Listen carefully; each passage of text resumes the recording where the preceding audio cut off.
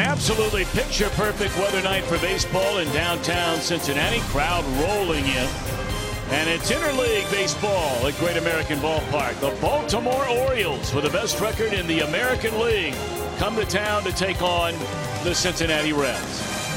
Hi again, everybody, alongside the Cowboy in the house. Jeff Brandley and Jim Day. I'm Tom Brenneman. Welcome, as always, to Reds baseball.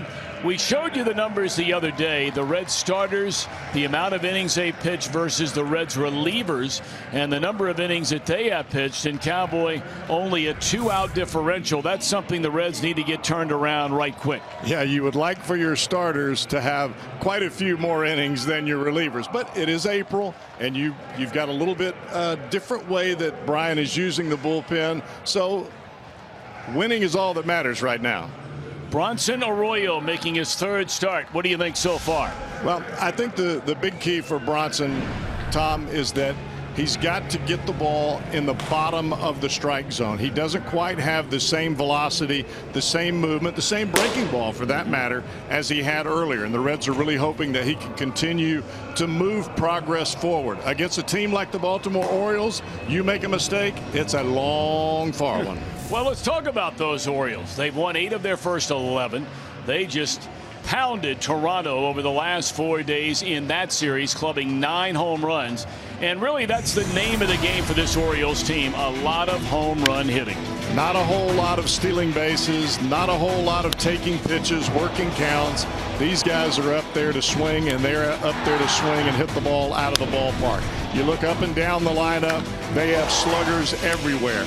They have 2 sluggers that aren't even on that list, and that's Trey Mancini and Mark Trumbo, who have great power, hit the ball out of the ballpark.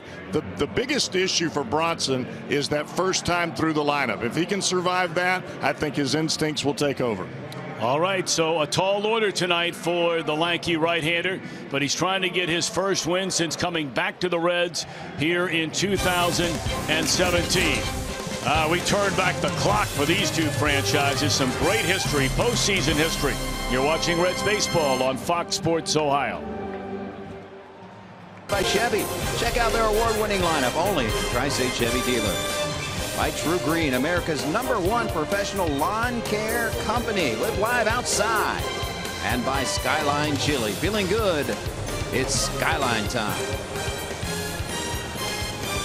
I'm Local 12 News meteorologist John Gum. The weather for tonight's game is looking outstanding, about as perfect as a Joey Votto swing. Temperatures in the low 70s, falling into the 60s. A lot of clouds, though.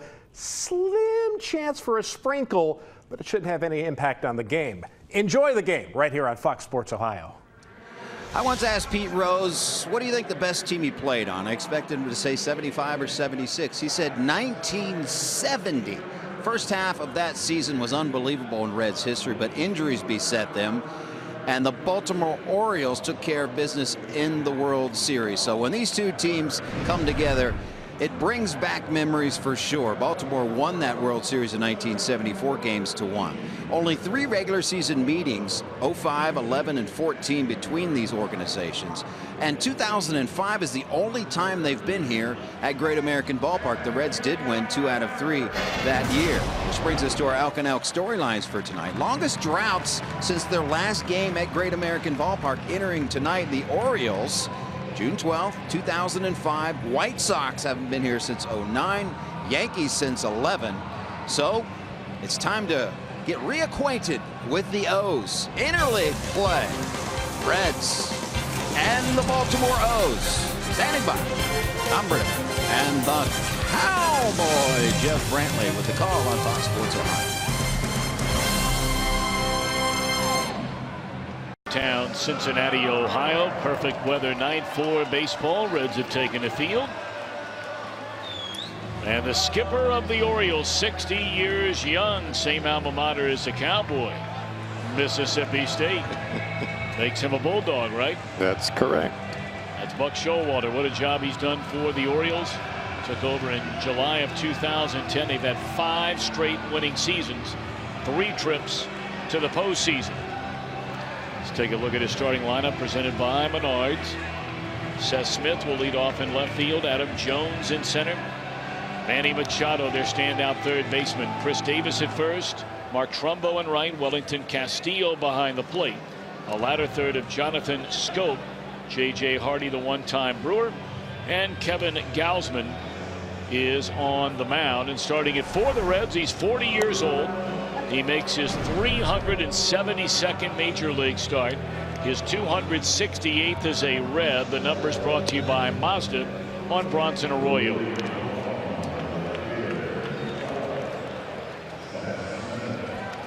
I think for Bronson, Tom, tonight, it's all instinctive. It's all about reading the hitters.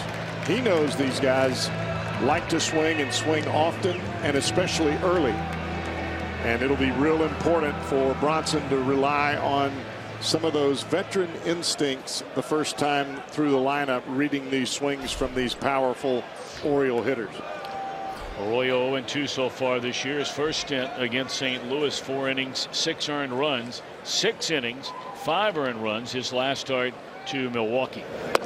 First pitch is down low, says Jerry Lane, the home plate umpire, and this one underway to Seth Smith. Well, you look at some of the numbers from many of these Orioles, whether they played for Baltimore or in Smith's case last year in the Pacific Northwest, coming off incredible offensive seasons, and a nice start for Bronson Arroyo on a bouncer to Peraza. Let's take a look at the Reds on defense, presented by Ford. Eugenio Suarez was in a lineup originally, but bothered by a sore neck, so Scooter Gennett will replace him tonight at third base. Yeah, talking to a couple of the batters for the Orioles, Adam Jones and Seth Smith, both said it's one thing to go through the scouting report and know a guy is going to throw 80 miles an hour. It's another thing to slow your bat down to be able to hit it, or to wait longer. You're not really slowing your bat down. You're trying to wait longer. Outstanding players. Adam Jones, an integral part of the United States team, winning in the World Baseball Classic this year. 5-time All-Star. 6 straight years. 25 or more home runs. Has knocked in 80 or more runs. And that one lined hard, but right at Schebler. In the first 2 retired on a total of 5 pitches by Bronson. Yeah, I think Adam Jones, Tom, is the guy that makes this Oriole club click. He has an ability to transition from position players to bench players to the pitching staff. He's the guy that I think Buck Showalter relies on to bring this club together, especially in tough times. That'll bring up their 3-time All-Star third baseman Manny Machado. Whoa, what a player this guy has turned into. Among the very best, if not the best, third baseman in all the major leagues. Season ago, hit 37 home runs. He had 188 hits, drove in 96. And of course, he is sensational on the defensive side of the field. Yeah, I would say that if he was not teamed up with the shortstop J.J. Hardy, that he'd be one of the better shortstops in the game today. Big fella, great range, and you just listed off the power numbers. Well, each of the last 2 years, he's gone 35 and 37 on the home runs. Oh. Pulled that one well foul, but that's something you talked about, Cowboy, in the pregame. You throw it far enough inside, they might hit it hard, but they have a hard time keeping that ball fair. The last thing that you want to do if you're Bronson is leave the pitch out over the plate, especially with not having his normal velocity, because that's the pitch that they can almost double clutch on and drive out of the ballpark. Hard hit ball, but a one-hopper at Cozart, and how about Arroyo? A 10-pitch opening inning in 1-2-3 fashion. Let's see if the offense can get it started on a good note. Part of this season, still sitting atop the National League Central Division 2 weeks into the year. And the starting lineup presented by Menards has Billy Hamilton in center, Jose Peraza, then Joey Votto, Duvall in left, Schebler in right, Cozart at short. Scooter in there for Suarez, Barnard catching Arroyo. Kevin Gausman, among the best strike throwers in all the American League a year ago. But so far this year, he's already walked 9 in 16 innings. Yeah, his last start, as you and I were talking about, a little bit better as far as control goes. I would say that this is a comparison for the Reds like they faced Carlos Martinez. They handled him rather well. Patience early, try to work the pitch count, try to get him out of the ball game. Well, patience has not been the virtue of Hamilton or Peraza. The two have combined to walk 1 time total between them so far this year. This guy throws very, very hard. Strike 1 to Billy Hamilton, 12 hits, 51 at bats. And that one will sneak through in the right field, a base hit. There's an advantage of having the defense tucked in on the corners, and now let the fun begin.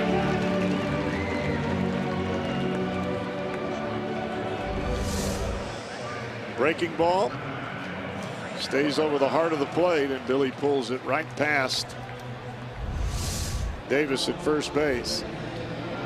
Down on the field, Tom, all of their players were asking, is Hamilton really cracked up as much as everybody talks about? I said, you're going to be impressed.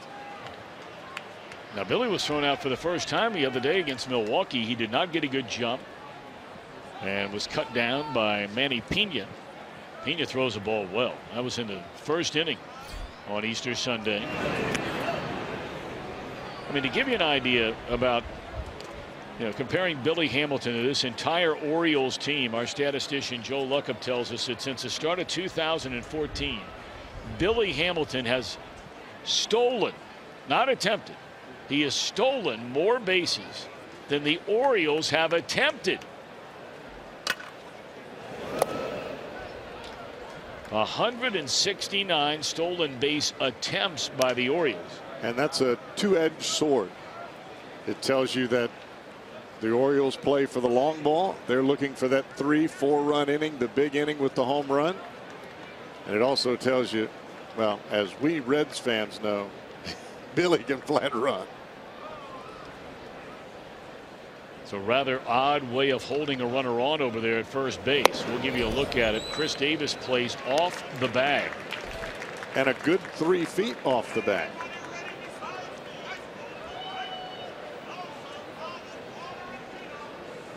Now, what advantage would there be to doing that? So he can get in position as Peraza hits the ball to the right field side. Coming off the bag may not be his best asset. 3-0 on Peraza. But when you throw to a bag, a player, a defensive player, has to be at that bag for you to throw. So there's only so far that he can move away from that bag. Otherwise, it's a balk. Peraza has not walked since last September. And he has just drawn a 4-pitch walk his first time up tonight.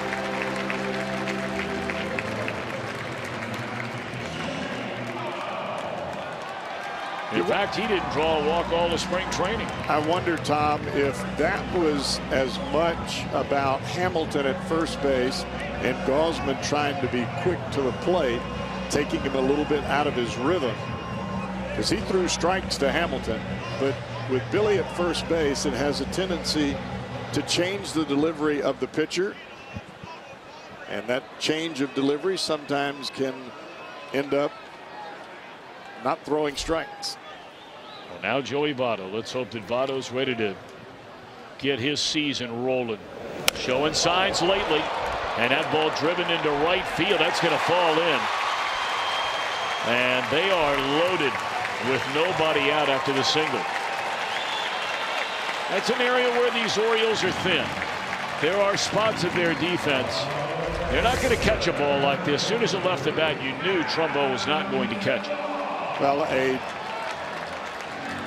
National League outfielder can make a play on that ball. May not catch it every time, but for the most part, that's a catchable ball. Trumbo doesn't get great jumps on the ball, not fleet of foot, and he's just got to play it into a single. And that the guy in center field is the guy that's got to cover the most ground, Adam Jones, for the Orioles. So now they're loaded for Adam Duvall with nobody out. Duvall went hitless in the Milwaukee series. Here's ball one outside. And of course, there was no one in this Reds lineup any hotter than Adam Duvall that last road trip. But he, along with many of his mates, were shut down in the Brewers series. 0 for 11.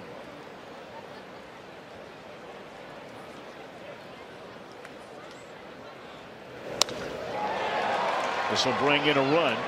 Hamilton tags, he'll score, throw goes into third, so the Reds jump in front 1-0 here in the opening inning.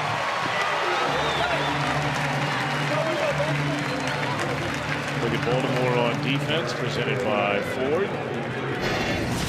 Adam Jones, rock solid, as Cowboy mentioned, in center. So too is the left side of this infield with Hardy and Machado.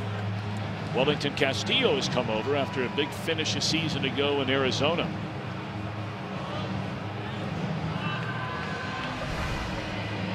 Now the Reds looking for more, and they're leaning hard on the right fielder, Scott Schebler.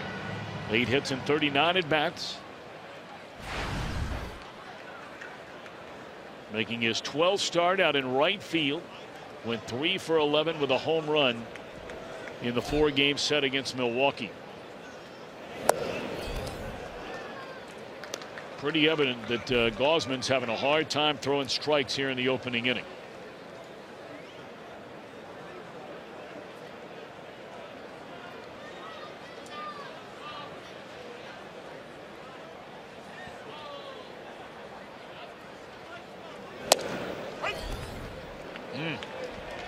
And that's normally been the case for Kevin Gausman.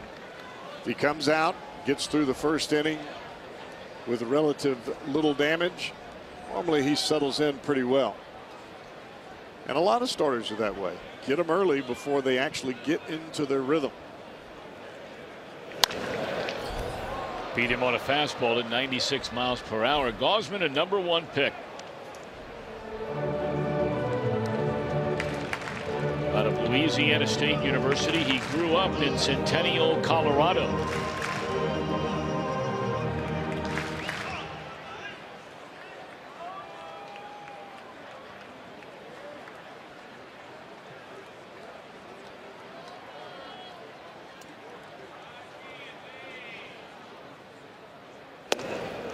Threw it right by him for the second out of the inning. First strikeout for Gausman.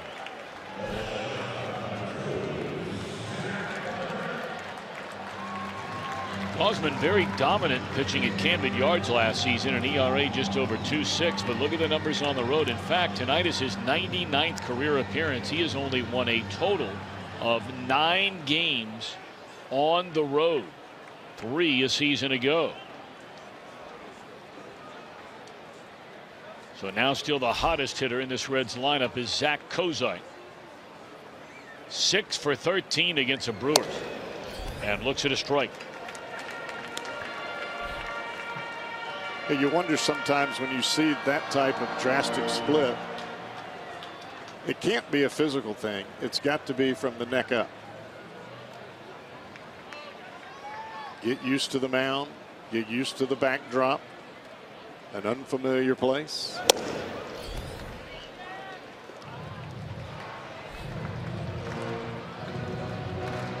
Well, the Reds are trying to prevent him from wiggling out of a bases loaded, nobody out jam and giving up just 1 run. They need a base hit to make sure that doesn't happen right here from Zach Kozite. And he's been piling up the hits the early part of this 2017 season. A ball and a strike. Fastball, a good one. Strike 2.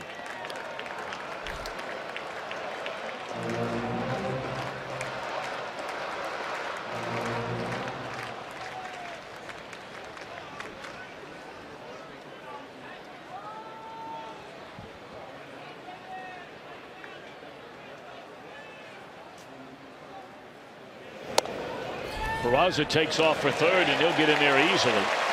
That is his 6th stolen base in as many opportunities. Not much of a look at second for Gausman. Now let's face it, Tom, in the American League, there's just not a whole lot of guys that run. That's the Reds game. You get Hamilton and Peraza on at the top of the order. They are going to try to put as much pressure on not only the pitcher but the defense as well by advancing on stolen bases.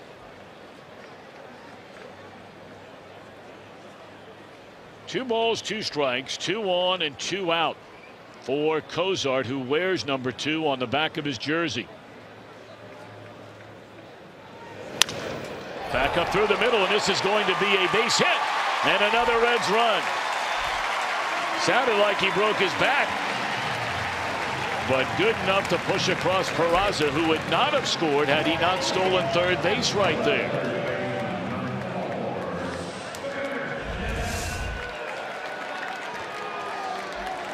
Castillo wanted the fastball away. It ran back middle in, and Cozart trying to protect not only on the ball away but protect for the slider with 2 strikes. He's able to get enough of the bat to it to take it back up the middle. So here's Scooter Gennett, who's done major league damage and limited at bats. Gennett, 26 at bats, has 3 home runs and 10 runs batted in.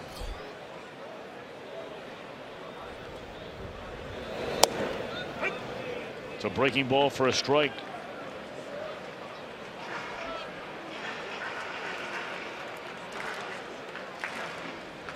Told you Eugenio Suarez, when the original lineup came in, was at third base again tonight, and then bothered by a sore neck. Gennett deadly in these situations so far this year. That's why in just the 26 trips he has 10 knocked in.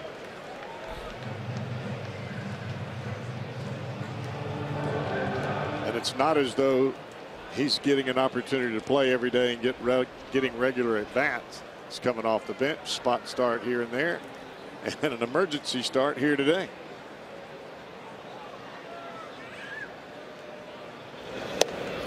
I don't know about you, but I was quite surprised. I know a lot of people were quite surprised. He was not in the lineup on Easter Sunday at second base, having knocked in 2 runs a day before, maybe an extra chip on his shoulder for the team that basically just threw in the towel on him. And Arismendi Alcantara got the start in that game, and things did not go well for him. 2 errors and an 0 for 3 day at the plate.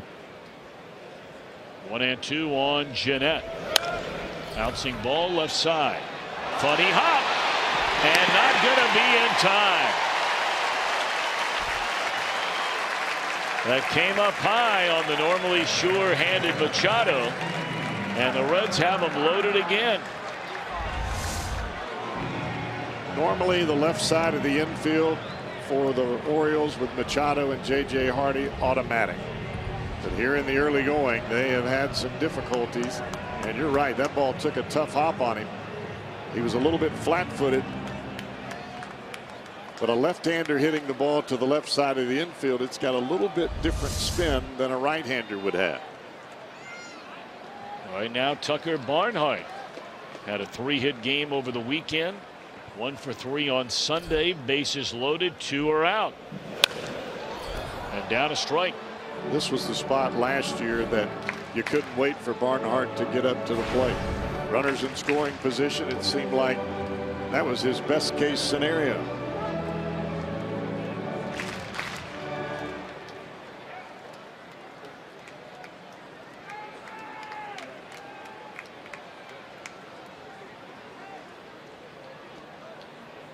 Votto, Cozart, and Gennett aboard. And a fastball to Hyde, even the count. 1-1 to Tucker Barnhart.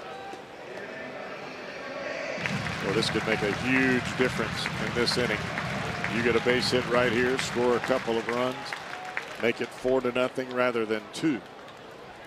Tucker, 1 career grand slam. A .444 batter in his career with the bases loaded. And a good eye there. Fastball away, 2-1.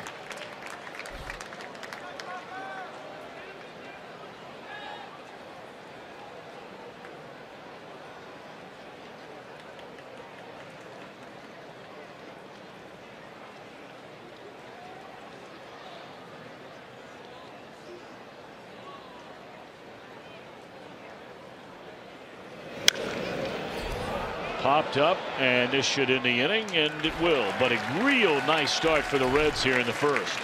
Arroyo, a perfect top half. They get 2 runs in the bottom half. For years. And the fellow about to lead off this second inning has done it in 2 of those 4, Chris Davis. In fact, 3 of the 4 will bat in the inning. Davis twice, Trumbo next. He led the league last year.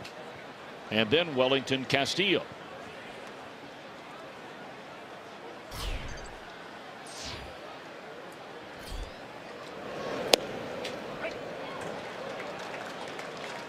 Davis now 31 years old, grew up in Texas, and that was a franchise he originally came into the major leagues with.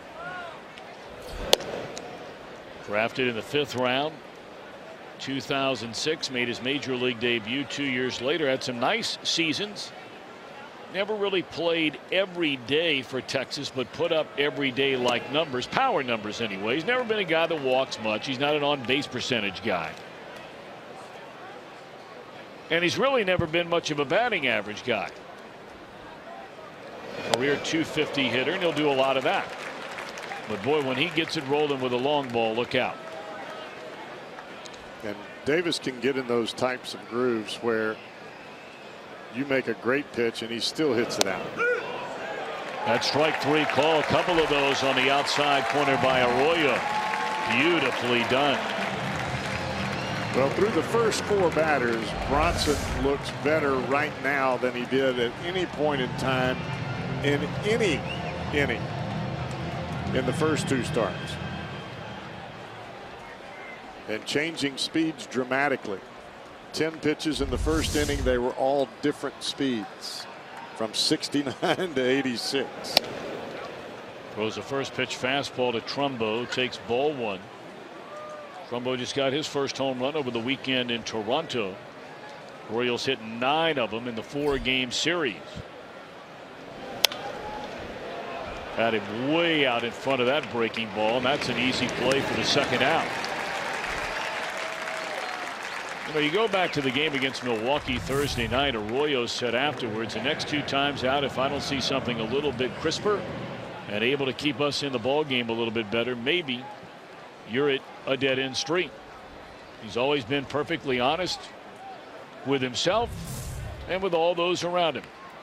I agree. I thought that his low 3/4 breaking ball and fastball against the Cardinals was his best pitch. It seemed like that's when he had the best hand speed. Not the best velocity, but hand speed will give him late movement at the plate.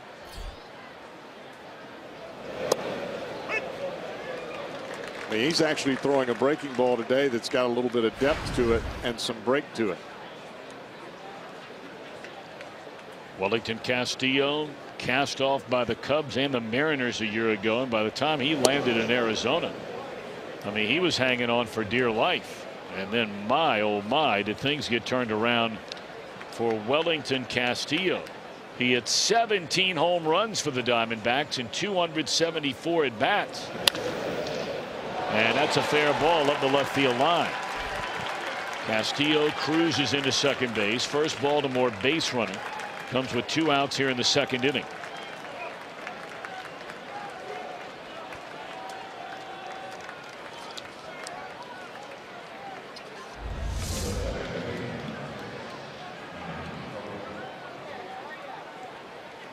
Pitch out over the plate.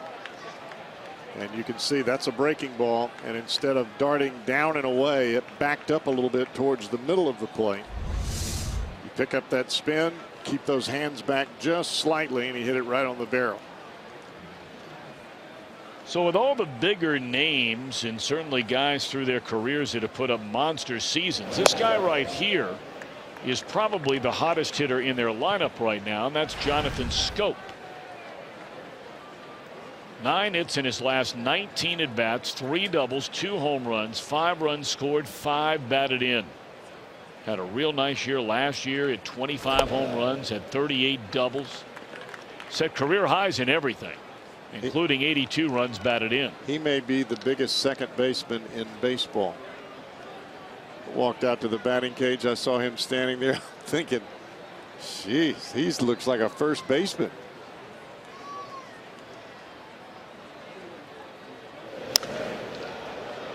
Down the left field line and pulled foul and out of play. Look how far that ball traveled. Well, Bronson is betting on the foul balls a little bit of a tease. If they hit balls like that and they stay foul, he can use that to his advantage because it feels good as a hitter. Then you just really take something off of it. 2 balls and a strike to Jonathan Schoop. Runner at second, 2 outs. Came back with a fastball. And that's a base hit that'll fall into center field. A hit and a Baltimore run. A 2-out rally. Talked about how hot Schoop has been.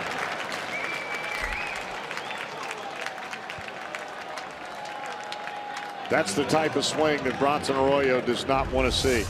Waited a long time, almost telling himself, if you're Jonathan Schoop, I'm going to make him jam me, and you stay right on time with the baseball. He didn't hit it well, but he hit it well enough.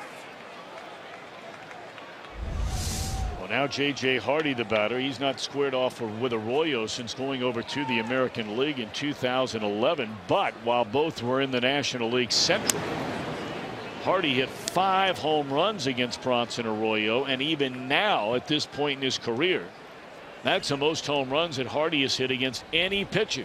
Yeah, J.J. Hardy has killed National League Central pitching since going over to the American League. Anytime they've gone into interleague play, he has been smoking when they play the NL Central.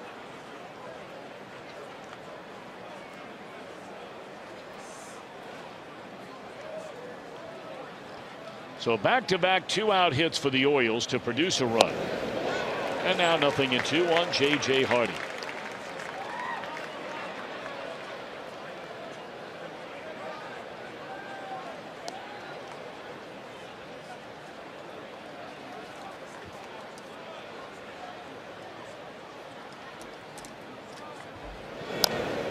Check swing and a foul ball. Hardy, another guy. I mean, the bottom part of this batting order right now, coming into this series, are the best hitters in the Orioles lineup.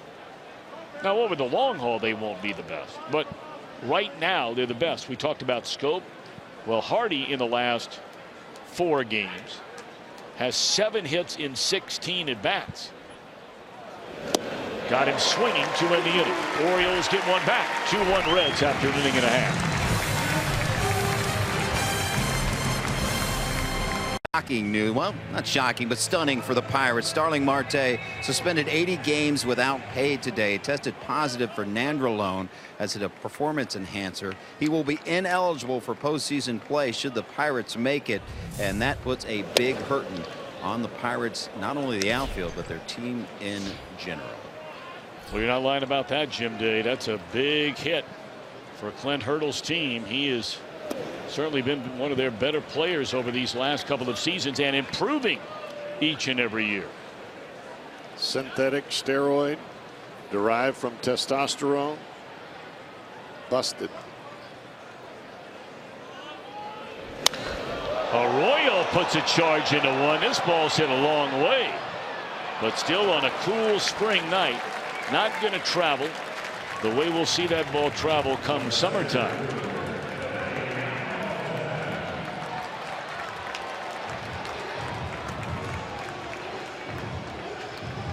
Well, I would say for the Reds, Tom, regular position players, you get the ball somewhere in the gaps or the left or the right of the corner outfielders for the Orioles. Not only do you take advantage of their lack of speed, but you take advantage of their arms as well. Now, Adam Jones, you might want to put on the brakes.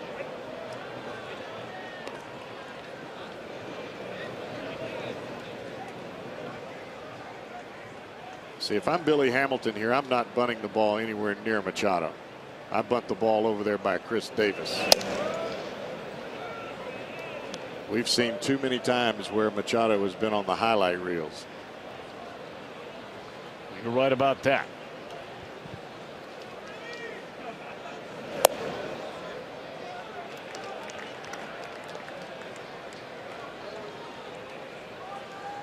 Matter of fact, as deep as Jonathan Schoop is playing at second base, you bunt the ball hard right at him, you got a hit. 2-2 on Billy, who singled and scored in the 2-run Reds first inning.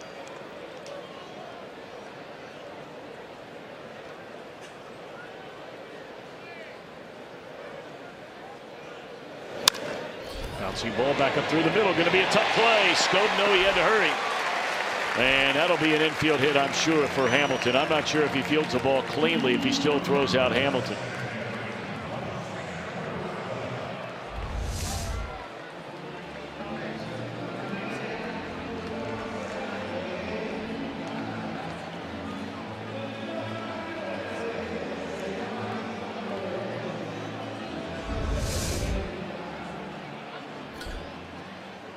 Anybody else hitting that ball, that's an error.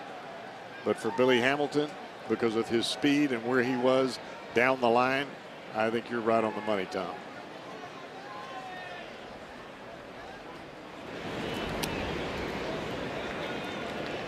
It is scored a base hit for Hamilton, so he's 2 for 2 out of the gate after getting 1 hit in the Milwaukee series, and that was his very first at bat of that series on Thursday night. We've seen a couple of balls here early, one to Machado, one to Scope, that normally this Oriole club handles with ease.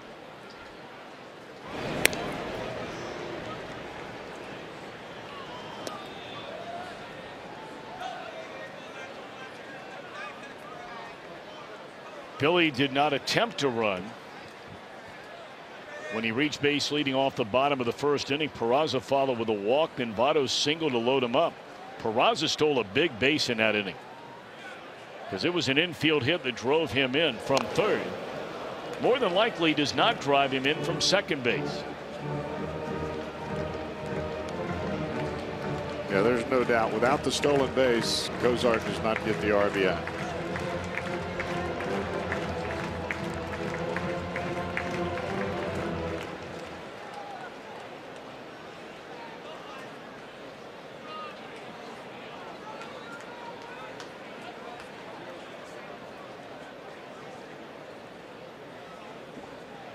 Oh, and 1 on Peraza. Gausman a glance over at Billy. He was leaning, and that hit him.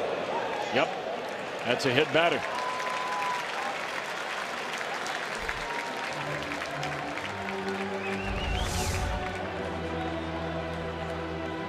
Well, this is 2 consecutive innings, Tom, where Hamilton gets aboard, albeit this inning with 1 out. And Gausman changes his mechanics a bit to try to hurry the ball to the plate. You walked Peraza the first time around, and this time he drills it.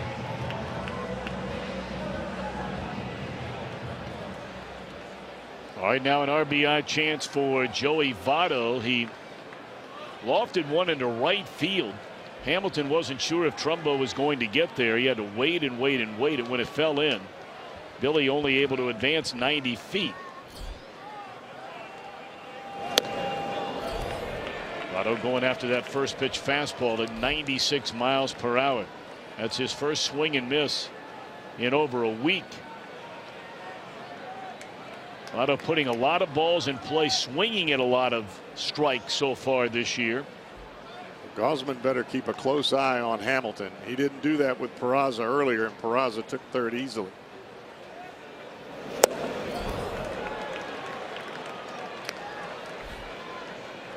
Gausman just saying, here it is. Back-to-back fastballs challenging Votto at 96 miles per hour.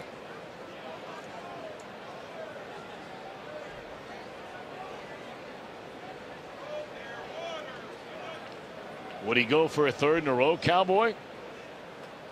If it's up and away.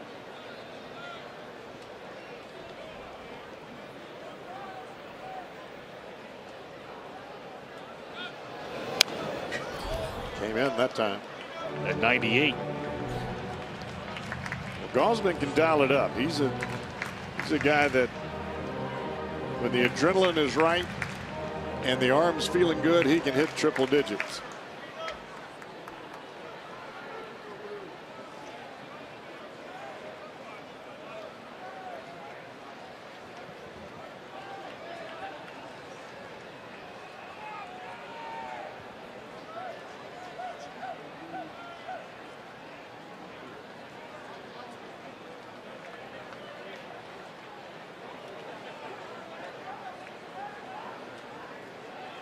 Well, this would be a nice add-on for the Reds right here. Especially playing a team like the Orioles that can put 2 or 3 or 4 on the board with one swing of the bat. Laid off, 1 ball and 2 strikes. First non-fastball seen in this at bat. Votto. Duvall next. But you watch Jose Peraza over at first base. He's not looking at anybody except Billy Hamilton, because if Hamilton takes off, he's coming right on with it.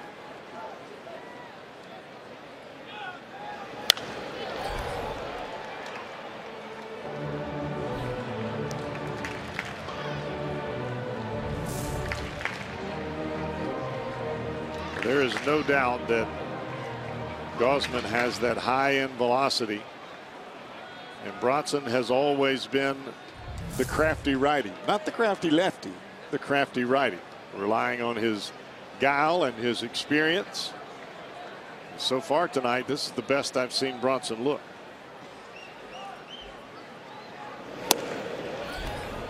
Fastball down and in. You see Gausman, after the catcher caught the ball, his neck starts to go back towards center field like, oh, come on.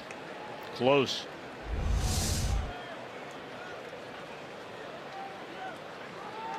Big pitch right here. Gausman doesn't want to go 3-2 with these rabbits out on there, the base pass. But that's what he does.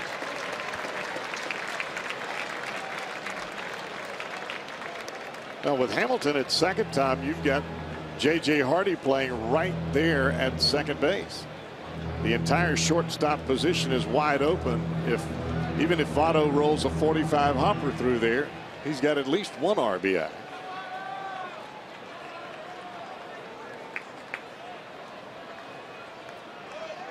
Well, you figure the Reds will start the runners here on 3-2.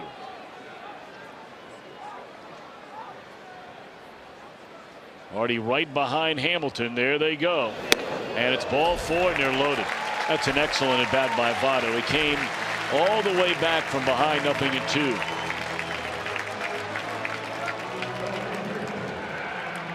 So it's 2 walks. You're throwing a hit batter for Gausman so far tonight. And here we go again with the bases loaded. Well, you like to see Votto take a chance early in the count, something that he believes he can drive, those elevated fastballs. But after that, hunkered down a little bit, shortened that swing, choked up, make sure that he kept fighting off pitches, and he drew a walk. Reds need some damage here by Duvall. He had a sac fly to knock in a run in the first inning. Well, when you get a chance to score runs against this pitcher, and especially against this team, you got to take full advantage. Strike 1. Reds had him loaded with none out in the first inning. They scored twice. And now they're loaded with 1 out in the second inning.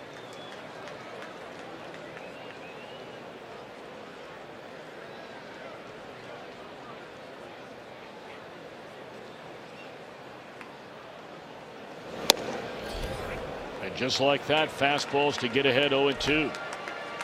Well, that baby was right down Broadway.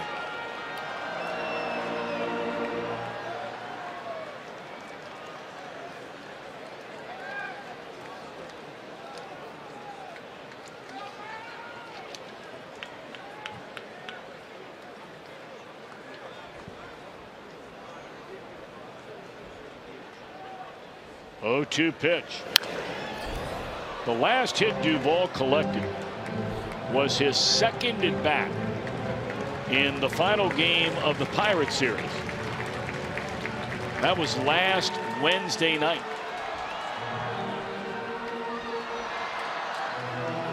But 0 for 4 in the series opener. 0 for 4 in game 2. Got an off day in the third game. And then Duvall 0 for 3 with a walk on Easter Sunday. 0-2 pitch. In the air down the left field line. Did he get it up? Bye-bye.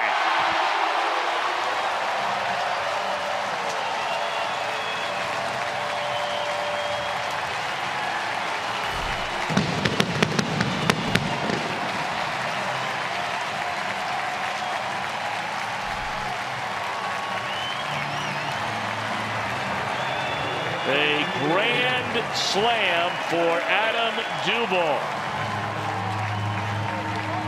You know, you almost think, Tom, watching that at bat from Duvall, that looked like a split-fingered fastball that dove down and in. And after taking that 0-1 fastball right down the heart of the plate, you almost got the sense that Duvall was looking for something off speed, and he got it, and he killed it.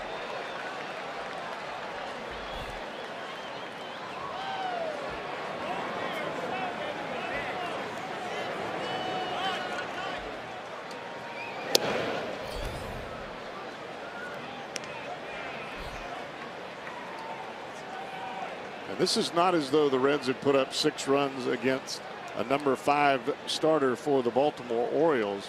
Gausman started opening day for the Orioles. And also coming off of his best start of the year in Toronto.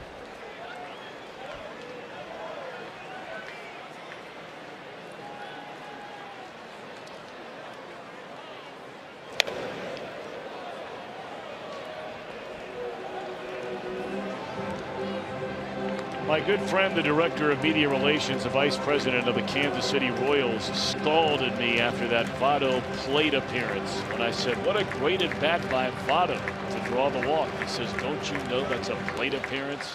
A walk is not an at bat. Jokingly, of course, but there you go. One of the all-time great guys. Mike Swanson. There's strike 3 to Shebler.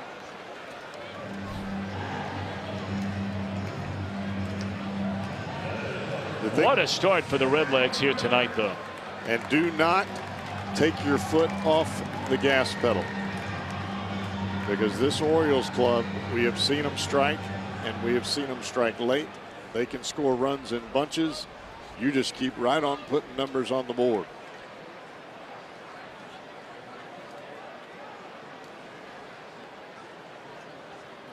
Cozart had an infield hit to drive in a run his first time up. You know, you really dive inside some of the numbers for Cozart against starting pitchers this year. Not cleaning up on some of the middle guys. He is batting .615 against starting pitchers. 16 hits in 26 at bats. 3 triples, 2 doubles, and a home run. How about that? Relaxed and confident.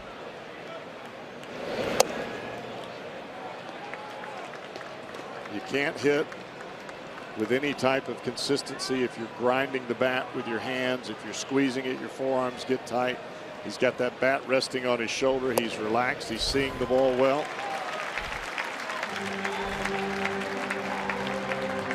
It's been a rough start for Mr. Gausman. That's his 3rd walk to go along with a hit batter.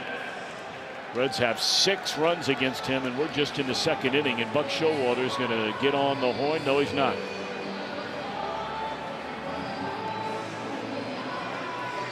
For more on Zach Cozart, let's check in with Jim Day. To expand on Zach Cozart's new stance, and this is proof that this game is half mental as it is physical. He told me that he has the bat on his shoulder now because when he was struggling in the past, he would think in his mind, okay, how am I holding my hands up high? How am I getting to my contact spot? And it would constantly be in his mind. Now he just wipes that off the board, and he's a completely different hitter. Baseball is one of those games, if you can make it as simple as possible and just react and let your athletic talent take over, more times than not, if you're a good player, your talent will happen. When you start thinking about it, where are my hands, where's my knee, when I start to throw the ball to the plate, you start doing all that, you turn into a robot.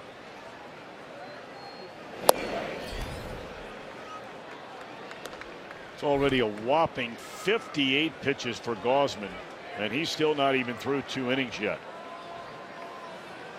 Nuno getting loose in the Baltimore bullpen.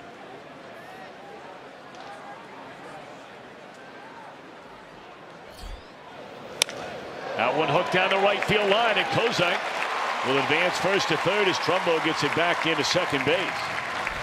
So the hits just keep on coming for the Redlegs. As Scooter Gennett gets his first hit of the night. I said Barnard, Tucker's coming up now.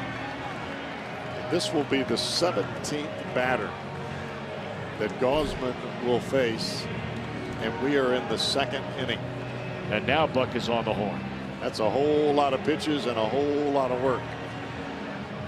It's when that forearm starts to tighten up. And there's a left-hander, Vidal Nuno.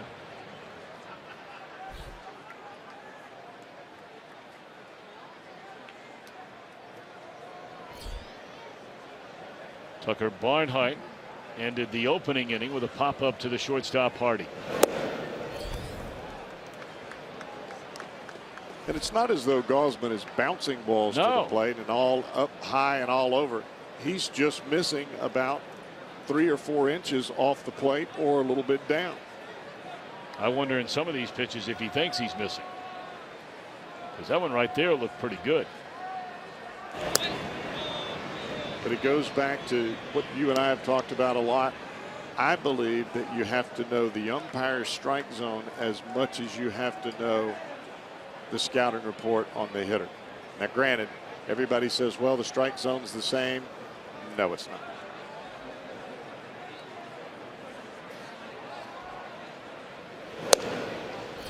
And there's another case in point just off the outside corner, but it was off.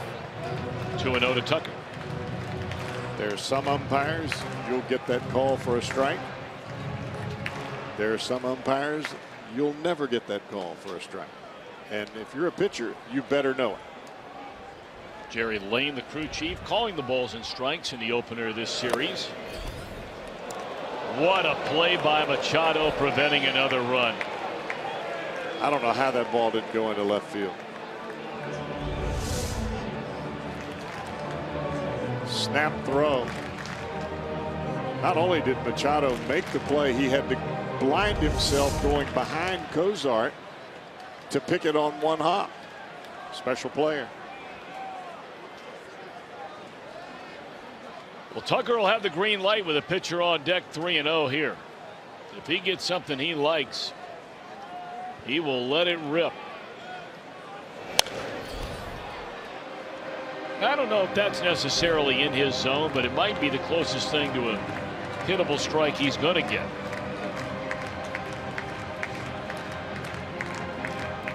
The pitch was a bit down and away from him.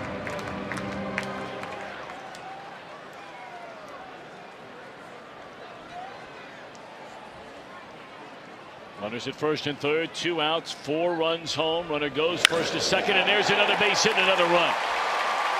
Jeanette on his way to third. They're going to wave him around. Here comes a throw from Scope, the second baseman, and the runner is out at the plate. Worth a chance with a pitcher coming up.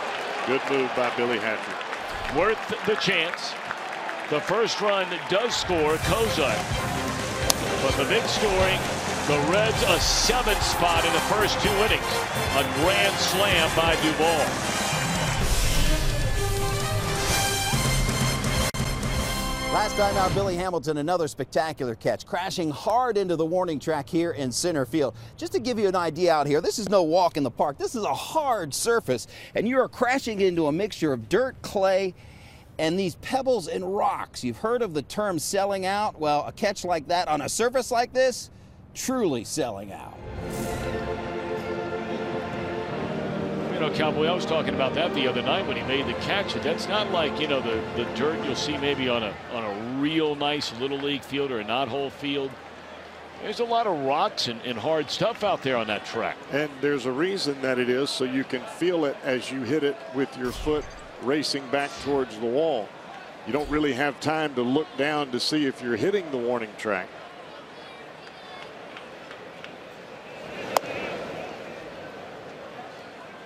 What amazed me about the catch by Billy Hamilton is the ball was slicing back towards left field as he leaped to make the catch.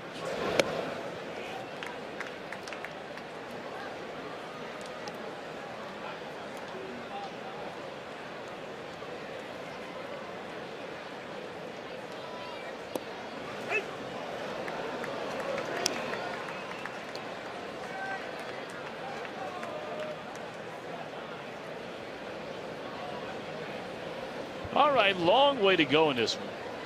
They're going to have Gausman bat. Now, that doesn't necessarily mean he's going to stay in the game and pitch. We'll see. Rarely does a manager like to burn a pinch hitter in the third inning of a game down by 6 runs, leading off an inning. There's a tapper to short. Let's go back to that catch made by Billy Hamilton over the weekend. Watch him bend back. That's what makes the catch to me so spectacular. The toughest ball to catch for any outfielder is the ball that's hit right over your head. That ball was not only hit right over his head, it was on a line and slicing back towards left field. And the kid just pulls it off.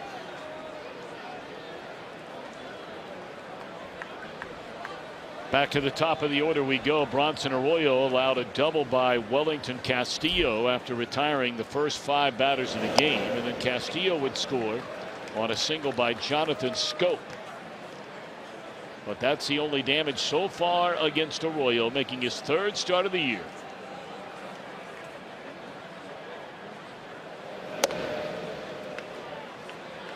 This is the point in time where, for Bronson, he's seen the swings of all of these guys the first time through, has a little bit of understanding about their approach, how they're going to swing the bat. As a veteran pitcher, all you need is one swing of the bat and you can figure out where the holes are. Now it's a matter of execution. And the Reds do have, with all the youth they have up and down this pitching staff, they do have a pair of veterans that'll face the Orioles in this series. Really the only 2 veterans they have on the entire pitching staff. Arroyo being one, and Scott Feldman's been around the block a time or 2. Feldman used to pitch for the Orioles, so he's quite familiar with a lot of these guys. Feldman will pitch a series finale here on Thursday night. Amir Garrett, rookie left-handed. What a start he's off to. 2-0 on the year. He'll get the ball tomorrow. Plenty of tickets are available for this Baltimore series. Cubbies come to town beginning Friday night. Final 3 games of this 10-game homestand. Cubs and Brewers just underway. Milwaukee winning there last night. That's a Mississippi boy at the plate. Goes right down the street from me. So you know him well. I do. Wow. What a play down there. Oh, then it popped out of there. Thought he had a big league play there. The left-hander. Here, Cowboy, the left-hander. A bullet. You got to come off the chair. You got to play the hop. He had it, and he was looking to the fans to get some high fives, and it fell out of his glove. Well, he's got about 11 balls in his back pocket. You see him stand up there. I don't even know how he's sitting down.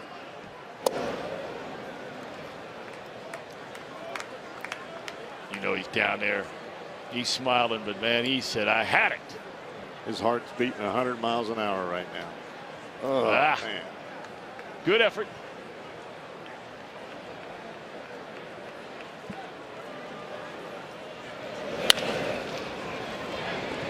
That's a shortstop, Kozar. 2 out.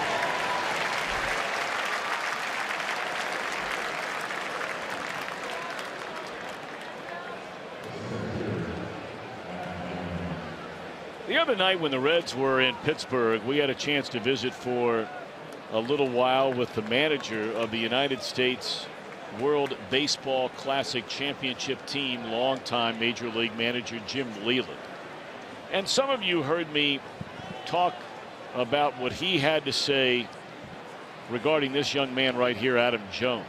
And we were asking him about different players that he's really never had a chance to be around. That one down the left field line. If it's fair, it's out of here. Foul ball. Just off the top of the wall. I'm not sure a manager can give a player a higher compliment than Jim Leyland did Adam Jones. He said, I nicknamed him the assassin. He said, I've never been around a player who was more about beating the other team, no matter what it took. Offense, defense, base running, anything that had to be done. Said, I've never been around a player whose sole intent was to beat the other team more than Adam Jones. You know, it's interesting hearing Jimmy Leland talk about that, because you're talking about a bunch of superstars playing together that don't normally play together. He said the reason that they won was not just because of their athletic talent and their ability to play the game. He said every player was unselfish, and he said that was the best part of it all. Nobody griped about where they were hitting in the lineup. It was just a matter of going out and playing ball and just do what you can do in the given moment. Of course, he had that spectacular catch against his teammate now, Manny Machado. That was out at Dodger Stadium. Or in San Diego, I beg your pardon. Take a look at that.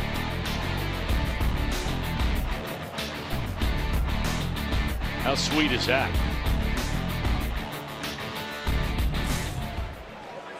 That's incredible. You know, when you're on the mound and somebody makes a catch like that for you, oh, there's no better feeling. It's like that Hamilton catch the other night. Yep.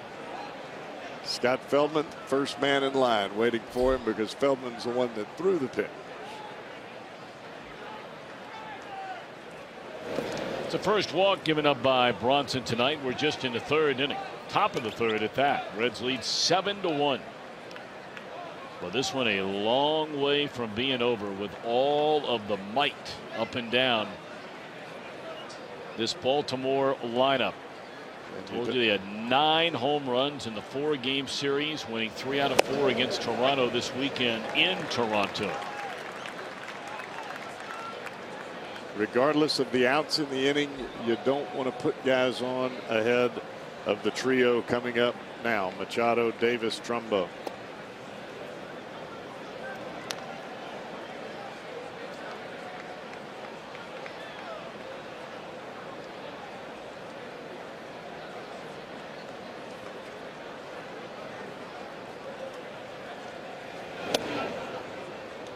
Machado's been to the All-Star game 3 times, including, you may remember, he was part of that home run derby right here in Cincinnati 2 years ago. Hit 12 home runs, but was knocked out in the opening round by Dodger Jock Peterson. But when the real game came along, he had a double and 2 at-bats. American League winning that game on a Mike Trout home run.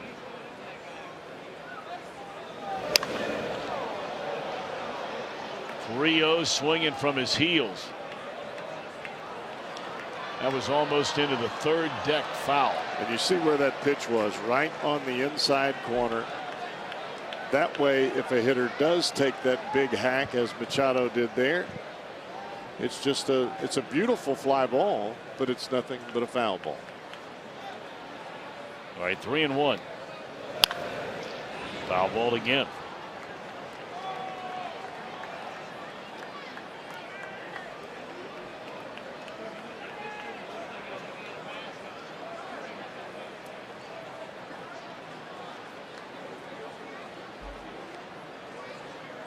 You hit a ball into the second deck and it's foul. As a hitter, you're thinking, boy, that felt good. I'd like to do that again.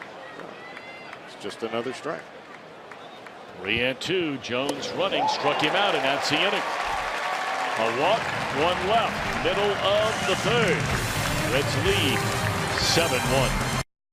Returns with fast-paced pickup and play MLB action. All your favorite teams, players, ballparks, and a lot more. Get RBI Baseball today for Xbox One, PlayStation 4. Learn more at RBIGame.com. Osman is still in the game. Cowboy, you much of a video games guy? I mean, you know, it's hard to do that when you're out on the range on the old horse, but you sneak in for the video every now and again. You know, I'm really not. I try to have a little bit of that time with my son, my 9-year-old son. He likes to play the video games, but I'm a sore loser, man. I'll just be honest with you. I don't like losing, and he wears me out.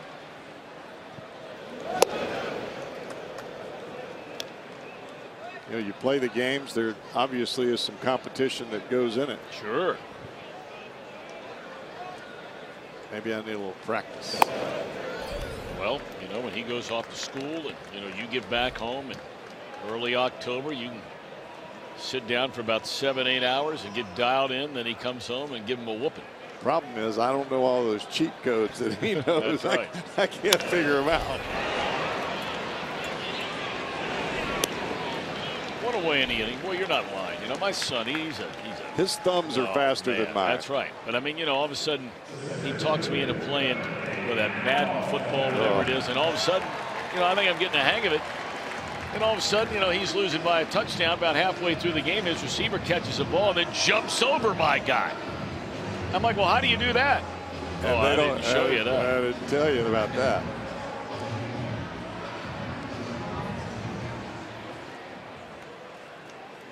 Now Billy Hamilton, perfect night for Billy.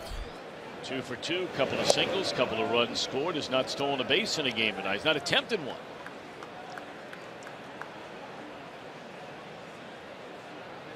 Top of the order has had its way. In fact, the first 4 hitters in the Reds lineup are perfect. Hamilton 2 for 2, 2 runs scored. Peraza's walked, been hit by a pitch, stolen a base, scored 2 runs. Votto has singled, walked, scored a run.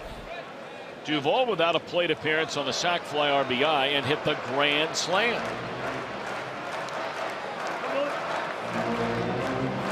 You don't have to look at anything else but the top 4 hitters in the lineup, and that'll tell you how this game's going. Top 4 hitters in the Orioles lineup, only one time has reached base. The walk to Jones a moment ago. Hardy goes out Billy. 2 up, 2 down. Well, our good buddy Mo Egger from 700 WLW will be at the Holy Grail on the Banks this Thursday night for Reds Fan Cam, and it's your chance to answer Reds trivia, win some great prizes. Who knows, maybe you'll be part of Reds Live after the game. The party gets started at 6 Thursday at the Holy Grail. Be there if you dare. That'll be the final game of this series. So you can go over there at 6, get warmed up, walk right across Joe Nuxall Way, and here you are.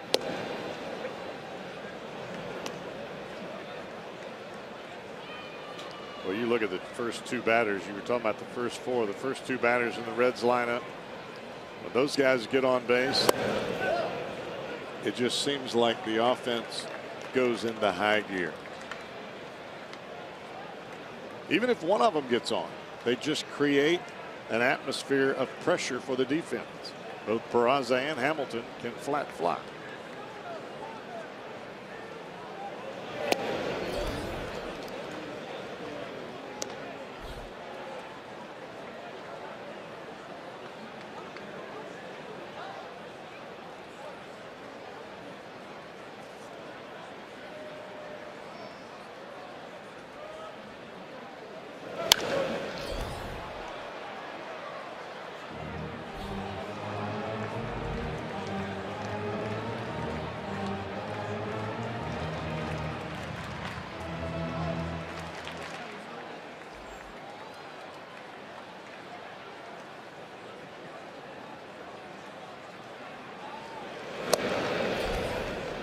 Three and 2 on Jose Peraza.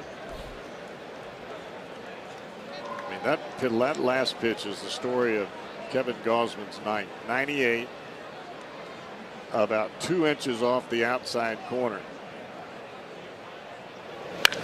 That ball scalded into left center field, and it will one-hop the wall. Watch him run.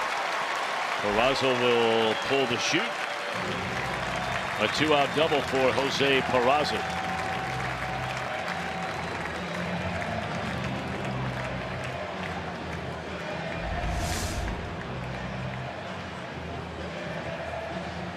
Gausman tries to make an adjustment, start the ball on the corner and try to get it, keep it there, and the ball runs right back over the middle.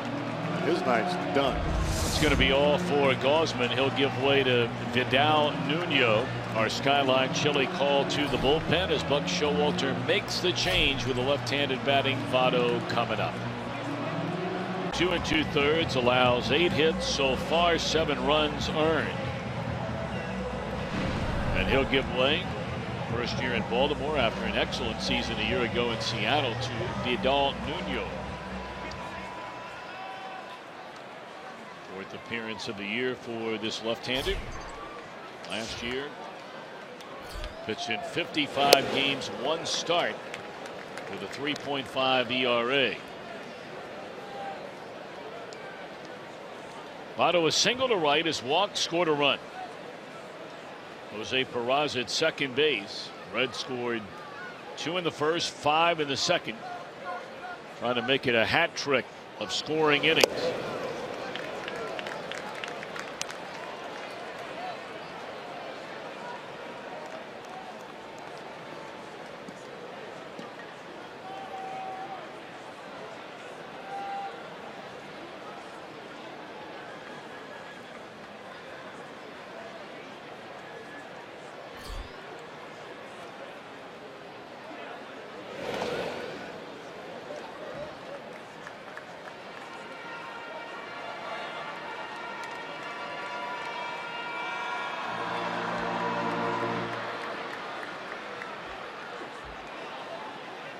Yeah, this bullpen is going to be a little interesting how Buck Showalter uses it without his hammer at the back end, Zach Britton, who is now on the disabled list with forearm discomfort.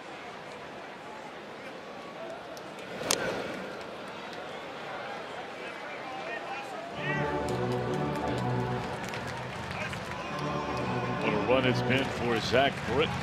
Oh. Just an incredible run. Say what, 54 straight? He hadn't blown a save in like forever. Yeah, but that's not in the same galaxy as the all-time major league record. That would belong to Mr. Gagne. 54 in a row for Zach Britton. Second most all-time since saves became an official statistic in 1969. Would Gagne have 80? Breaking ball low. He was beyond 80. I want to say it was 84. I thought I read.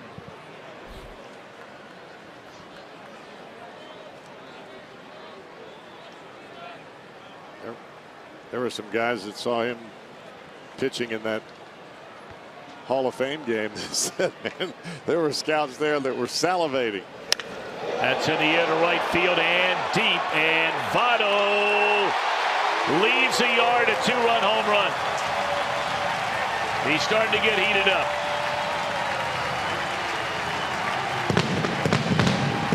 Well, for a while there, Joey Votto did not have a hit off of a left-hander, and he is busting out in a big way. Last couple of at-bats against lefties, he's been right on target. That makes it a 9-1 Cincinnati lead.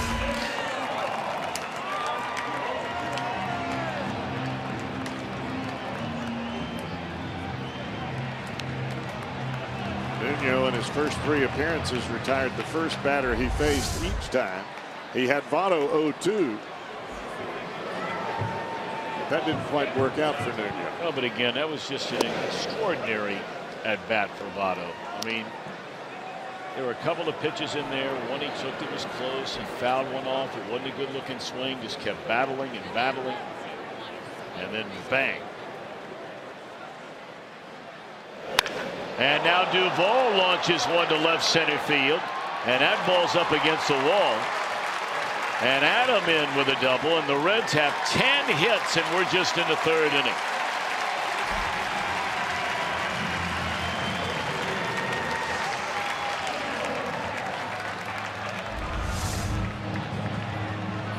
Looked like a spinning breaking ball. It ends up down and in.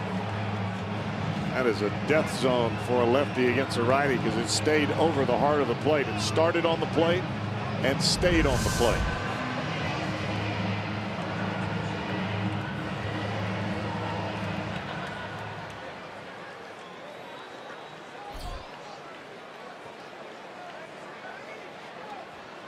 And it continues now for Shevler.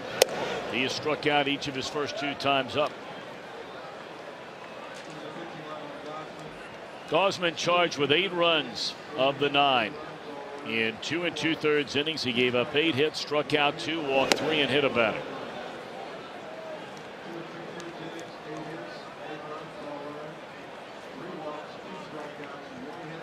Now, I just saw the score of this Cubs game. It is 3-0, and the Brewers are batting in the first inning. There's no way he did it again, is there? Eric Thames. I mean, no way, right? I got to look it up here. He got a hit, but it was not a home run. He had a double. To that Brewers team, that middle of the lineup now, they've got the potential of some guys that can really hurt you. We saw that over the weekend. I mean, they're not the murderer's row from a slugging standpoint, this Baltimore team is, but they've got some guys that can hit. That one will get out of play. It's 3-2 now on Shepard. Going back to that home run by Votto, he has 2 hits against left-handed pitching this year, both bombs. I'll take that. So will he. Can you imagine? Can you even imagine if Votto gets it going here in the middle of April like he did after the All-Star break last year and rolls that? Oh.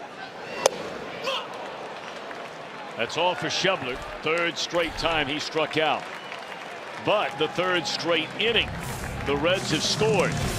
This time on a Votto 2-run home run.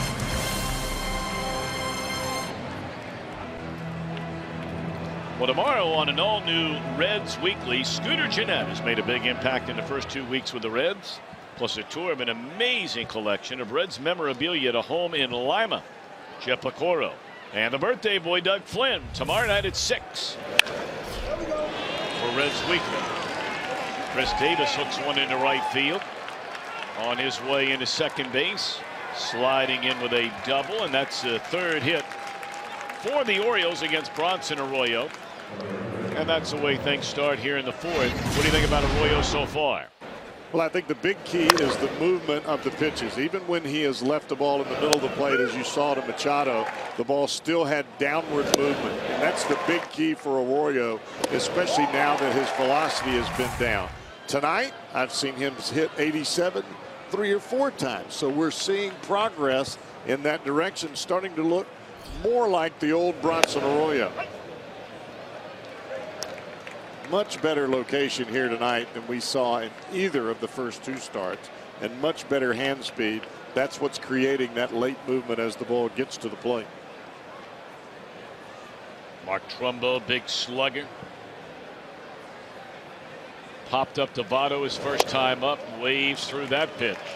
He'll chase that from now until the cows come home. And that pitch there is the pitch that Bronson did not have in either one of his first 2 starts. That slider that starts middle away, and it has some darting action right at the end. You don't have to throw 100 miles an hour to get a guy to swing at that.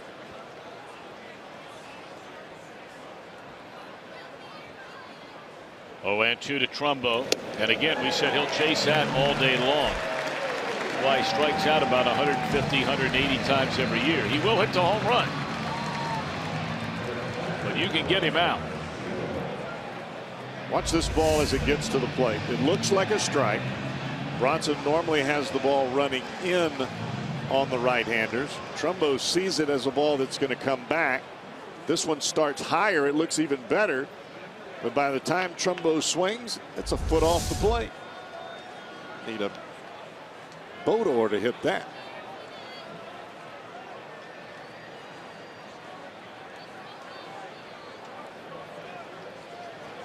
Wellington Castillo hit the ball very hard. It doubled by the 3rd baseman Gennett up the 3rd base line and hits this ball hard into right. They're going to hold the runner at 3rd.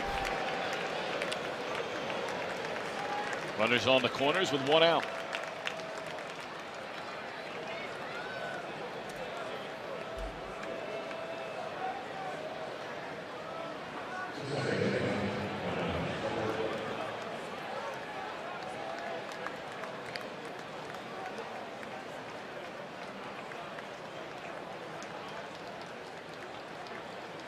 Jonathan Scope knocked in the only Baltimore run of the game. That came on a single in the center field. Didn't hit it very hard, just a little flare that was out of the reach of Cozart. It plated Castillo. And now he bats with runners at first and third and one out. Reds leading 9-1, but we're only in the fourth inning.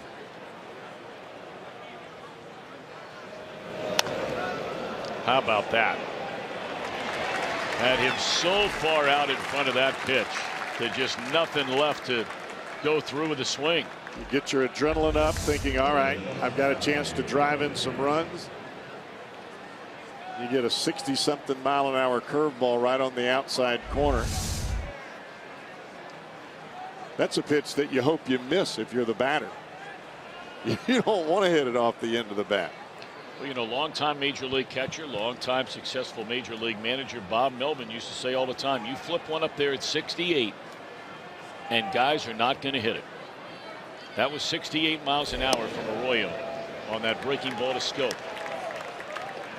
It's all about the separation between your fastball and your off-speed pitches. You get that 10 miles an hour, you can really play tricks with a hitter's eyes.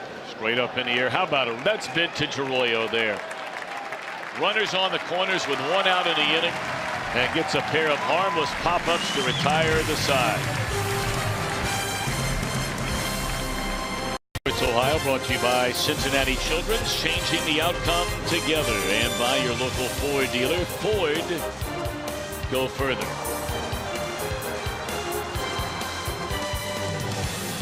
The MLB.com ballpark app is your mobile companion when visiting Great American Ballpark. The app complements and personalizes your trip to GABP with mobile ticket delivery, exclusive offers, interactive games. Lots going on. Download the ballpark app today.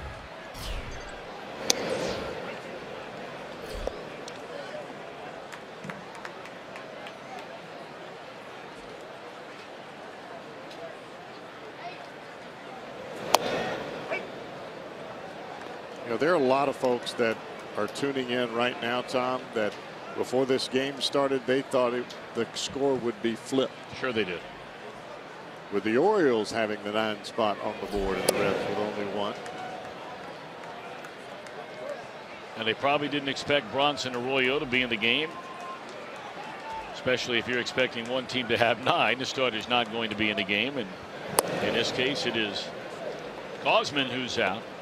2 2/3, 8 hits, 8 runs, and Nuno on in relief.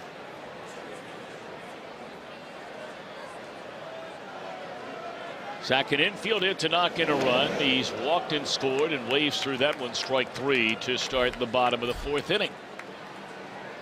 Second strikeout for Nuno.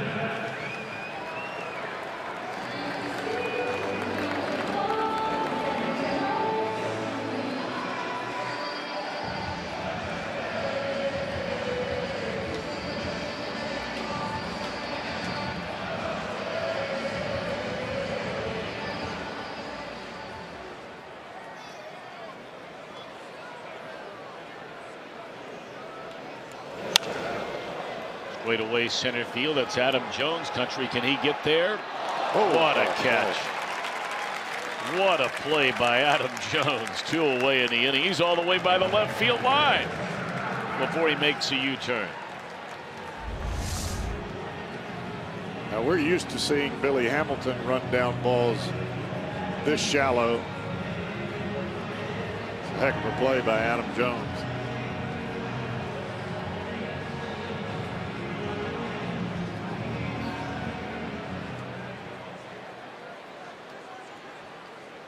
All right, so the first 2, Cozart and Jeanette, are gone against Nuno here in the 4th, and now it's Tucker Barnhart.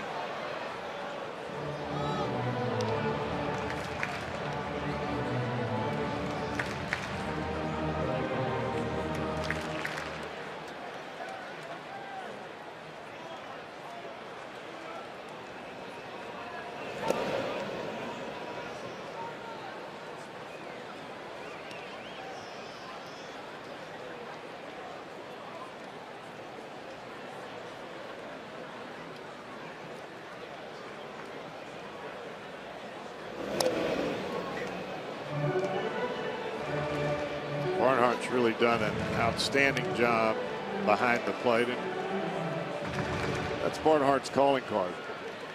The ability to throw runners out, the ability to handle a pitching staff, young and veteran pitchers. He's swinging the bat pretty well right now as well. Well, I think he proved to everybody last year that he's more than capable of being an everyday catcher in this league. And it makes you wonder, what's it going to be like for him when Devin Mesoraco comes back? He's been playing regularly for 2 years now. Arroyo strikes out Mark Trumbo. It was his 4th strikeout of the night, but more importantly, 596 career strikeouts here at Great American Ballpark. That moves him past Aaron Harang. He is your all-time leader. And here's the ball. It's already been authenticated. This ball earmarked for the Reds Hall of Fame. Congratulations, Bronson Arroyo. Congratulations, Bronson Arroyo is right. And of course, he continues to move up the ladder in virtually every pitching category in the history of the Reds franchise. And all of that's fine and dandy for Arroyo. But I can promise you he's more concerned about getting through this 5th inning without any damage and putting together a good ball game here tonight. And so far, that's what it's been. That one slapped into left field off the bat of the pitcher Nuno. A rare at bat for him. And that's the way it starts here in the 5th. Yeah, I think the key for Bronson, especially after the first couple of starts, was to see a little bit more progress here tonight. Well, through the first 4 1/3 innings, he's made more progress here tonight than I really thought that he was going to make. Much more bite on the breaking ball, much better location, and he's actually got a little bit of sink to that fastball as well. I mean, that's all you can ask for a guy coming back after 2 years of really not throwing the baseball in this type of environment at all. Granted, he's a veteran pitcher. He's been around a long time, but you still have to show the ability to make progress and continue to get people out. He's showing that here tonight against a pretty good offensive ball club. Well, he ranks among the franchise's all-time leaders in strikeouts, 7th most, the 8th most starts, 13th most wins, 13th most innings pitched.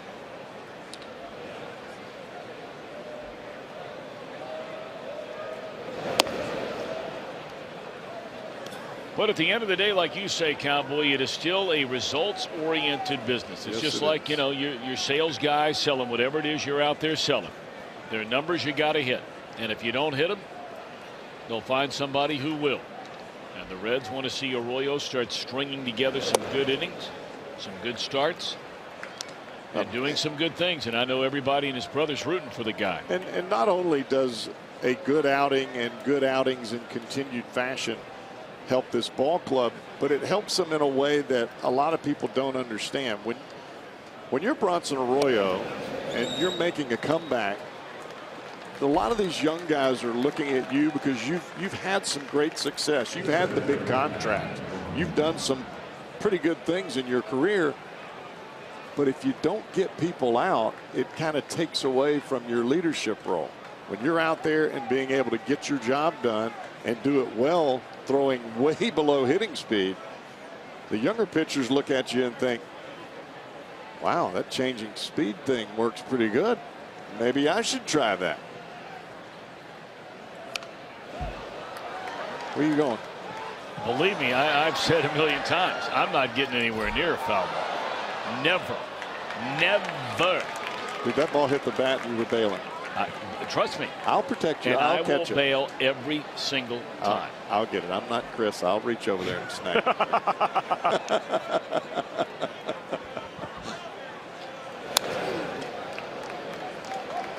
I tell a story all the time. I mean, who had better hands? And one of my old partners, Ron Santo, the late great Ron Santo, and ball came screaming back in Old Shea Stadium, reaches out with a left hand, has his watch on his left hand, ball hits the watch right above his wrist. It snaps his Rolex watch straight down in half. It goes straight down into the stands. Do you think he ever saw that watch again? I don't think so. Not a chance. Not a chance. And on top of that, he was all beat up and thought he had broke his wrist. I saw that and I'm like, I don't get paid to catch foul balls.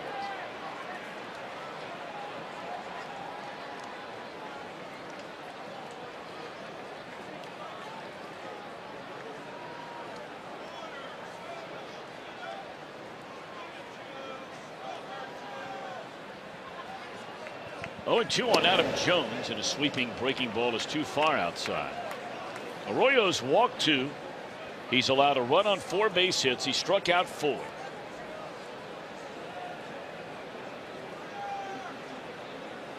Jones has lined to right and drawn a walk.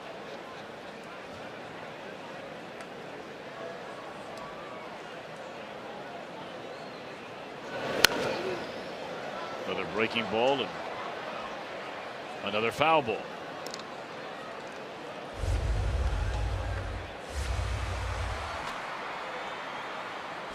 Adam Jones grew up in San Diego, California.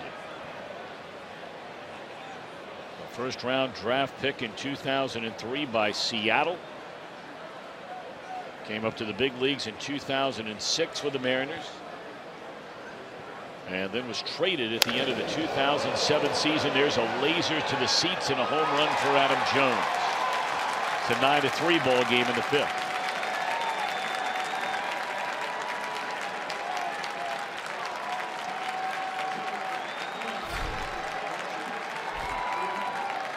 The 3rd home run of the year for Adam Jones.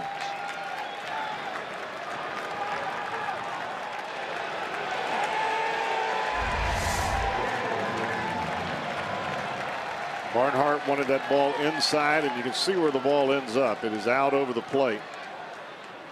And that's not the game plan for Arroyo, especially the 3rd time through the lineup, where the speed differential is starting to register in some of these Baltimore Orioles heads.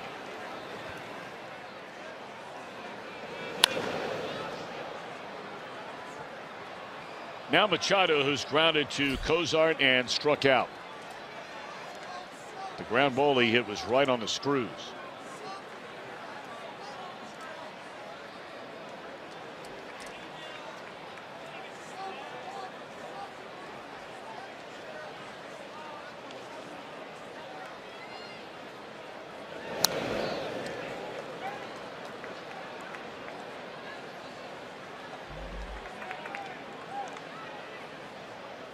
It's the first time the Orioles have come rolling into Great American Ballpark since 2005, which has been the longest drought by any team since it last visited Cincinnati. The White Sox have not been here since 2009. The Yankees will be coming in next month. They haven't been here since 2011, but Baltimore 2005.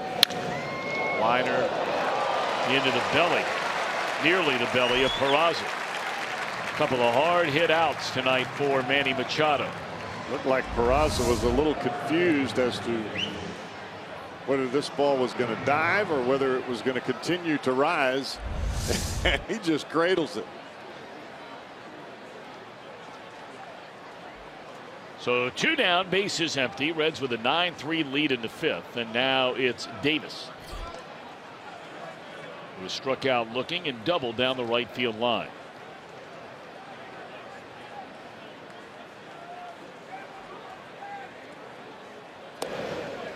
Well, the Orioles have made a couple of shrewd moves. You look up and down this lineup, and not all of these guys, in fact, very few of them are homegrown players. Fly ball to left center field. Duvall calling off Billy. Look out there, and Hamilton will make the catch to end the inning. A 2-run home run by Jones. Reds lead 9-3. Ticket package for as low as $30. You get a Reds ticket and a limited edition Marvel Rocket Raccoon bobblehead. Limited quantities are available, so purchase the Marvel theme ticket package today at Reds.com/Marvel, MARVEL. Now the Reds have action for the first time in their bullpen. They had Blake Wood up and throwing. He's still up and throwing, in fact.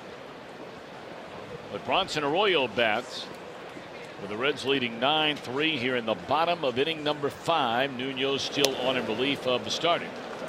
And now Arroyo trying to reach after a swing and a miss, and he will. The catcher, Wellington Castillo, dropped the ball.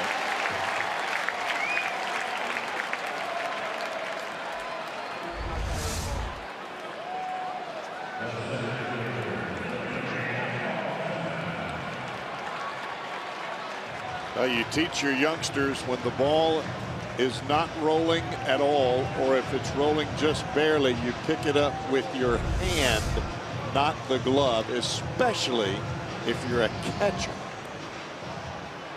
Not a real smart move by Castillo there. Well, he botched that from the very beginning because that was a fastball that was just off the outside corner of the plate, never touched the dirt. So he's charged with a pass ball on that strikeout. Top of the order. How about him tonight? Look at those numbers. Only one time retired among the quartet, and that was Hamilton's last at bat on a ground ball to short. Well, in the case of Castillo there, you don't let frustration of the pass ball make you make another error. And he did. 1-1 on Billy. And a ground ball. They'll have a hard time turning 2. They'll get 1. I tell you, that's pretty close. Man, did Scope turn that thing over. That's the closest I've seen Hamilton. He has bounced into a double play, but not very often. Well, the times that we have seen him bounce into a double play, it's usually been a hard hit ball. But Scope has got some kind of arm, and he showed it right there.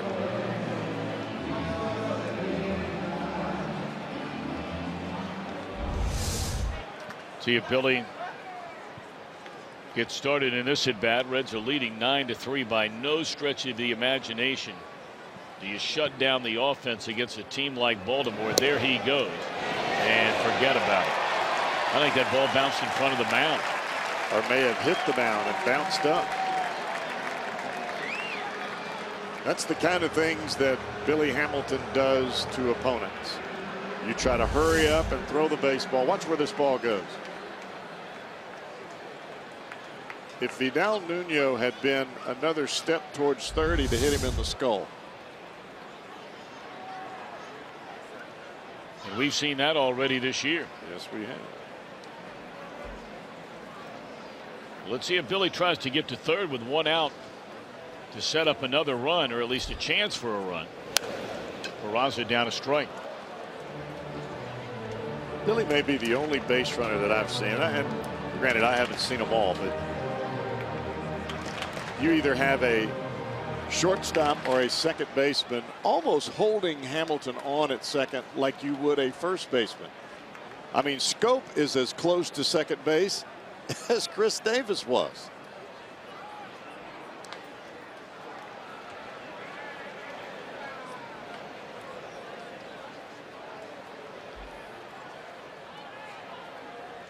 Billy Hatcher's not going to let that happen. As soon as you see Scope vacate, Hardy was trickling over towards second.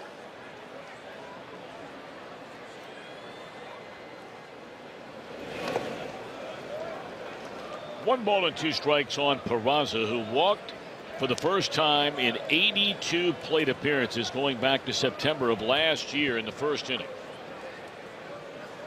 Went to second on a single, stole third, scored a run, hit by a pitch, scored again in the second, doubled and scored on the Votto home run in the third. This really opens up the right side, and that's where Peraza goes. Just because Hamilton's at second, Scope's got to hold him on.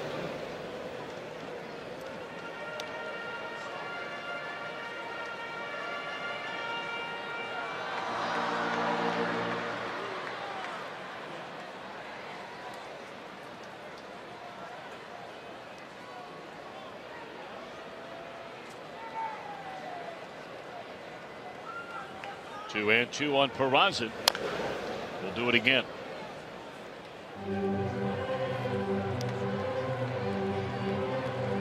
Well, he doesn't walk much, and he doesn't strike out.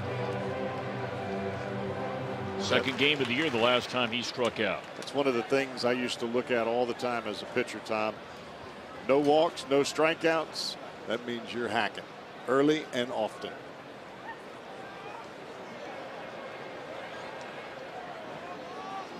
And if you have no walks or very few walks and you strike out a lot, that means you're swinging a lot of pitches out of the strike zone. Statistics can tell you a lot about a hitter before you even see him step in the batter's box. 2-2 on Peraza, and a fastball misses high and outside. A full count with Votto on deck. Votto already a couple of hits, a run scored, a 2-run home run in the game. You'd love to get a chance with Billy and Jose aboard again.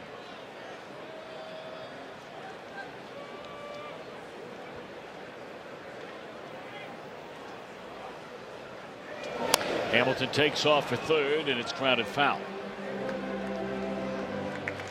Cardinals in a third inning, an early 1-0 lead over the Pirates. Nationals and Braves scoreless in the fourth, and the Mets 2-1 leaders in the bottom of the fourth inning in New York over the Fightin' Phils. But the Reds going into Pittsburgh, sweeping the Pirates at their home ballpark. Pittsburgh leaves, goes to Chicago, sweeps the Cubs in Chicago. In fact, we were talking about it the other day. Every series the Pirates have played this year has been a sweep. Every one of them. In the air to right. Trumbo will let her rip. He's got a good arm and an accurate arm. And for a guy who's not considered a great defender, he has a lot of outfield assist. Well, here comes Joey. If a red, it's a home run off that Toyota sign during our game tonight. Marquise Mooney from Cincinnati will win that beautiful new Tundra. It's out in left center field. There you go. And you can register your chance to win it. Stop by your Cincinnati and or Northern Kentucky Toyota dealer. Votto has reached base safely in 9 of his last 10 plate appearances. We were saying early on, he's starting to warm up. 3 walks, 5 hits, been hit by a pitch. And down a strike.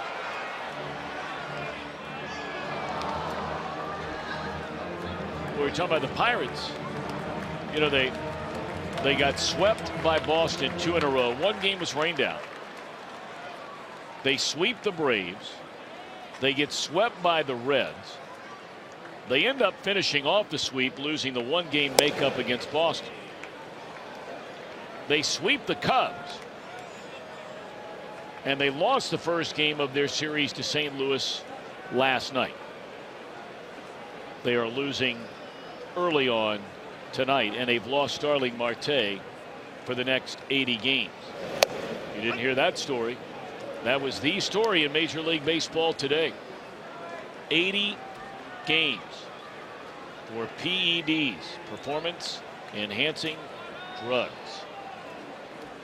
And should the Pirates not, should they make the playoffs, and I wouldn't make that bet, but should they make the playoffs, he would not be allowed to play. That's a rule now. You get suspended during the year, you're not playing in the postseason.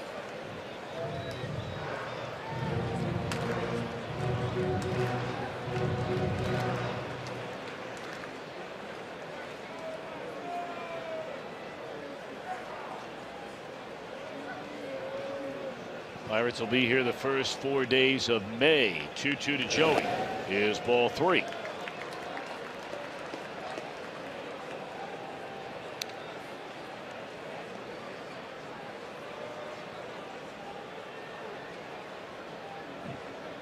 Let's see if Votto can finish off this at bat with another base hit. It would be his 3rd of the game. Already has a couple of runs batted in and has Hamilton at 3rd. Strike 3 called, and the inning is over. 1 left. Reds lead 9-3. Hair working, and he had some other things working as well. The backdoor breaking ball, the slow curve ball. He had the Orioles off balance, it seemed like, from the get-go. By far the best outing that we have seen from Arroyo, but even more than that, it was the stuff and the location. And I don't mean velocity, I'm talking about movement. Yes, his velocity was a tick above what we've seen, 87 tonight. But the key for Arroyo was the hand speed and that late movement around the strike zone. His location much better, a lot better break on the breaking ball. So Blake Wood, well, when he lets it fly, it's probably going to look like it's 2,000 miles per hour following Arroyo. First pitch swinging, they turn it right around at 97. A base hit into center field by Trumbo. Trumbo might be the happiest guy in the lineup that Arroyo is out of the game.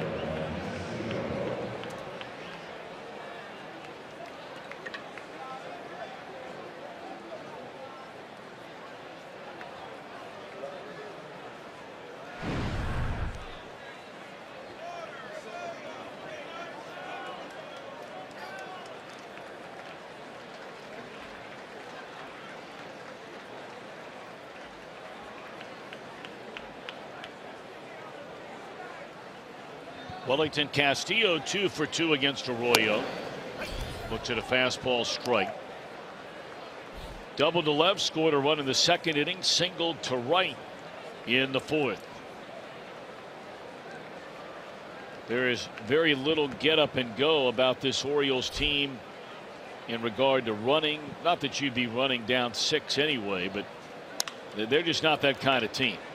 If they're going to get back into the game, they won't run their way into it. They will slug their way into it. Buck Showalter been around a long time. He was a very, very young man when he had a chance to manage the New York Yankees. He was a manager, you may remember, when that highlight for all time from the Kingdome in Seattle when Edgar Martinez in Game 5 in that division series. First year of the division series. When Ken Griffey Jr. scored all the way from first base in the celebration at the plate. Showalter, about a month later, was hired 2 years ahead of time by then Arizona Diamondbacks owner Jerry Colangelo to be the first ever manager of the Arizona Diamondbacks. The second year of the franchise in 1999. He took him to the playoffs. They lost in the opening round. That was after the Mets had defeated the Reds in that 1-game playoff here in Cincinnati. And then the Mets came to Arizona, jumped all over the Diamondbacks' Randy Johnson in Game 1. Todd Stottlemyre would win for Buck Showalter, pitching on a wing and a prayer at an injured arm. One of the guttiest games I've ever seen by any player in any sport.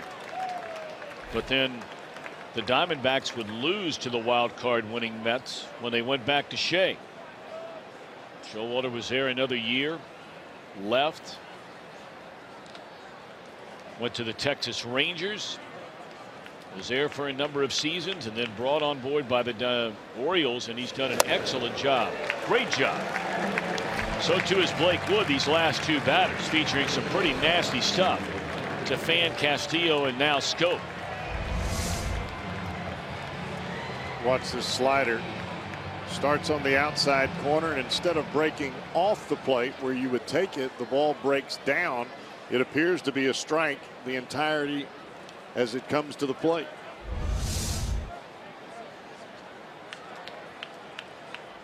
So now J.J. Hardy.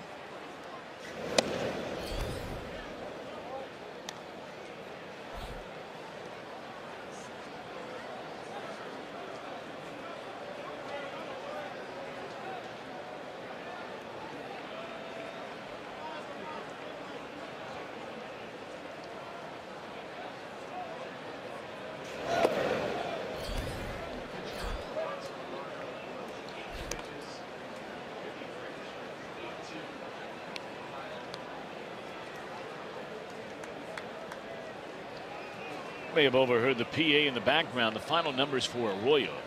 He threw 82 pitches in 5 innings tonight. 53 of those strikes. 2-0 to J.J. Hardy.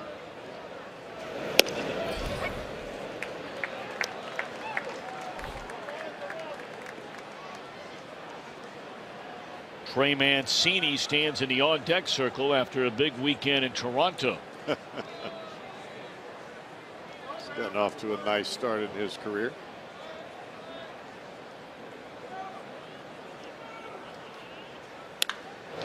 Pulled down the line and hooking foul.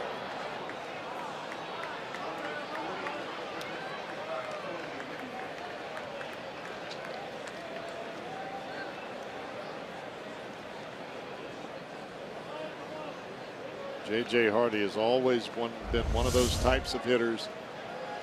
Middle in, always seems to be ready for it, whether he's got 2 strikes or not. Will face first into the chair. Weak ground ball to Cozart. Force out will end the inning. Good work by Blake Wood after a leadoff single. Reds lead 9-3. They bat in the 6th. Cheer on Joey Votto, Billy Hamilton, and all your favorite Redlegs. They take on the defending world champion Chicago Cubs this weekend. Friday, Saturday, Sunday. Great American Ballpark presented by Sour Patch Kids. Catch all the action for as low as $12. For tickets, visit Reds.com. All right, new pitcher taking over for the Orioles is right-hander Michael Gibbons. Led the Orioles relievers, ranked 4th among all American League relievers in strikeouts last year. Almost had 100 and had 8 wins out of the Orioles bullpen a year ago.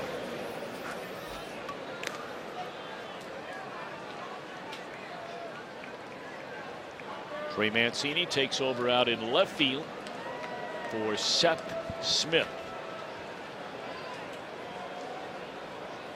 Part of a double switch, so Mancini will lead off, batting in the number 9 hole, and the Orioles bat in the 7th inning.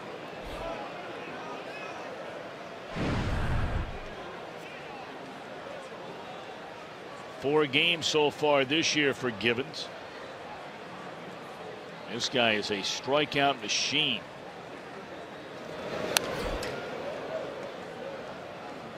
Pitches from that low 3/4 arm slot. Generates some serious velocity along with movement in on the right-handers, and then the breaking ball really snaps late.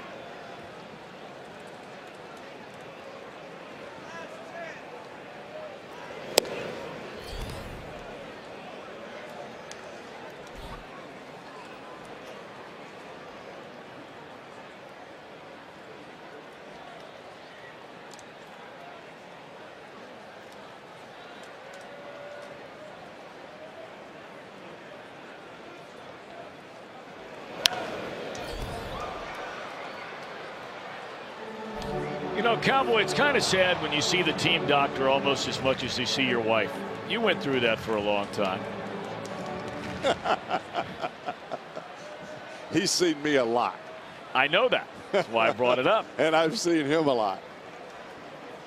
It's always nice when any of the Kremcheks stop up and say hello to us. It's always great. I just like the fact that he can fix me and I can go back to my regular life. Yeah, but you know, he walks in and I'm walking around in a boot and he kind of points at it and smiles like, it's a badge of honor for him. I look over at him and say, yeah, it stinks. What are you smiling about? There's strike 3 to Duvall. We mentioned this guy's a strikeout machine. He fans the first batter he faces.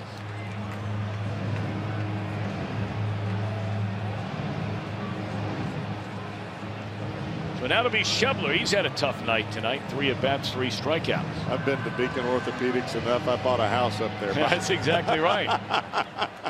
In fact, you built the Kremcheks house. You didn't build your house. My insurance company did. That's right. That would be MLB Insurance.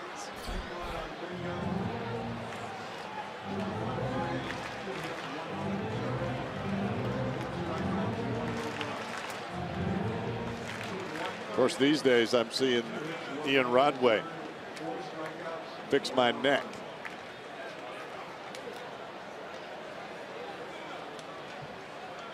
Well, I told you got to go try some of that acupuncture. I mean, it does wonders for you. I had a little bit today and feeling good, feeling strong. I may take you up on that. You got to do it. I'm telling you. It works. 1 ball and 1 strike on Scott Schebler. That ball hit hard down the line and foul.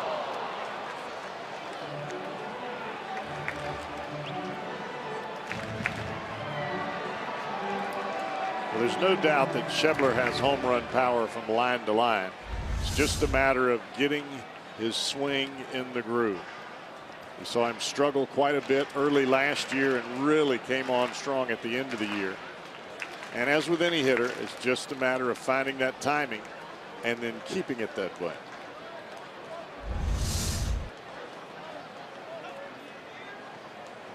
Cody Reed beginning to get loose in the Reds bullpen.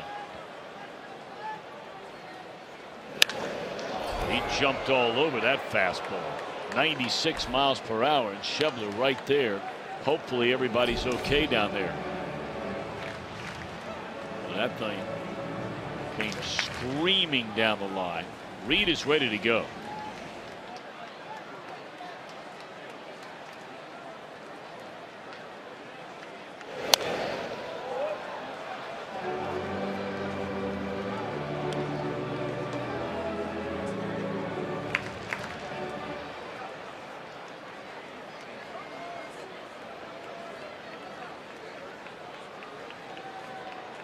That little guy, he's fired up, isn't he?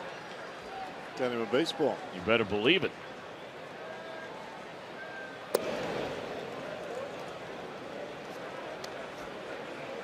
Got his Buckeye shirt on there. He's looking good.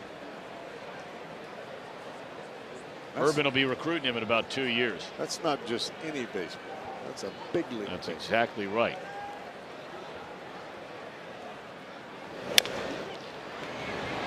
Slow roller, and that's a fair ball. Umpire down there, Dan Bellino, says fair. That was well played by Davis.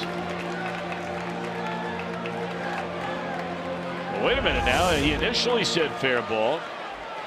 He never made the out call. Well, it's actually not his call. I think that ball had not reached the first base bag yet. And I think that call belongs to the home plate umpire. I think. Buck Showalter wasted no time coming out of that third base dugout.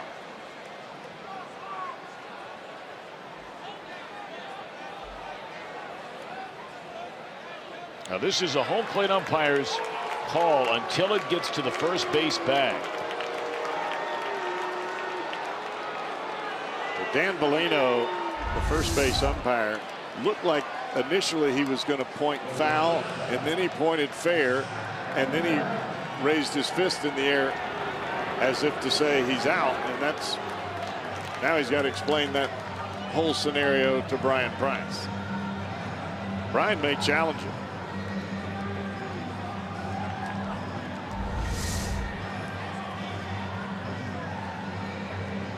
Did it cross the bag in fair territory? I think it crossed the bag in fair territory. I think it's the right call. Right on the corner. Yep. And you mentioned it. Nice play by Chris Davis. Not only having the presence of mind to catch the baseball and put his foot on the bag at the same time.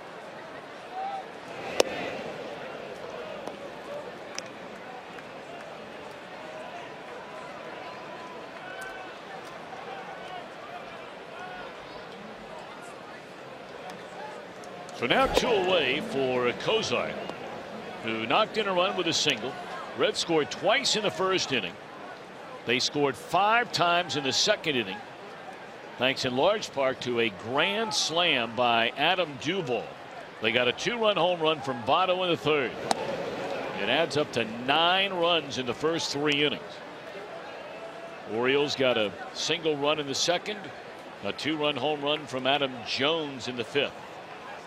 And I would imagine we're going to see Cody Reed try to take us the rest of the way here tonight. I think you're spot on.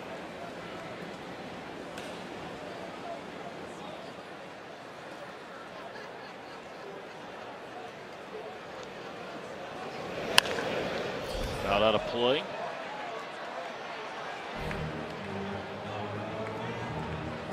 It's got to be a frustrating at bat for Scott Schebler. Smokes one just foul down the left field line, home run distance. Hooks one foul down the right field line, and then ultimately ends up with the dribbler that ends up being a questionable call down the first base line.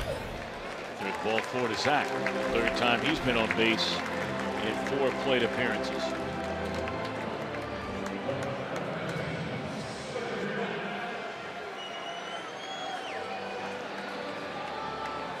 Scooter Gennett reached on an error by Machado in the first. He singled to right in the second, was thrown out at home. When Barnhart knocked in 1 run, Billy Hatcher with a pitcher on deck and 2 outs, sending Gennett. Good call and a good play made by the Orioles. They gunned him down. Then Scooter popped up on a nice running catch by Adam Jones, his last at bat in the 4th.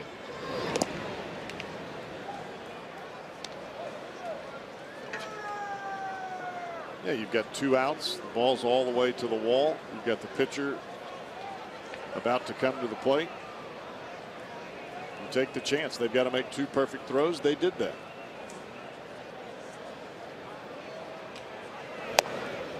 Good fastball on the outside corner there to even the count.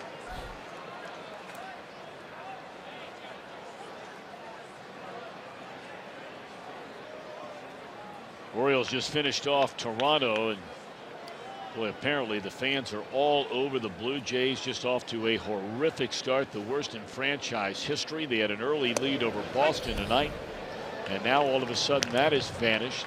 And they've Red lost Sox Josh 6-4 too. Yep. 2-10 are the Toronto Blue Jays. Yankees have won 8 in a row, but it looks like that's coming to an end tonight. Getting shut out in the Bronx 4-0 by the White Sox.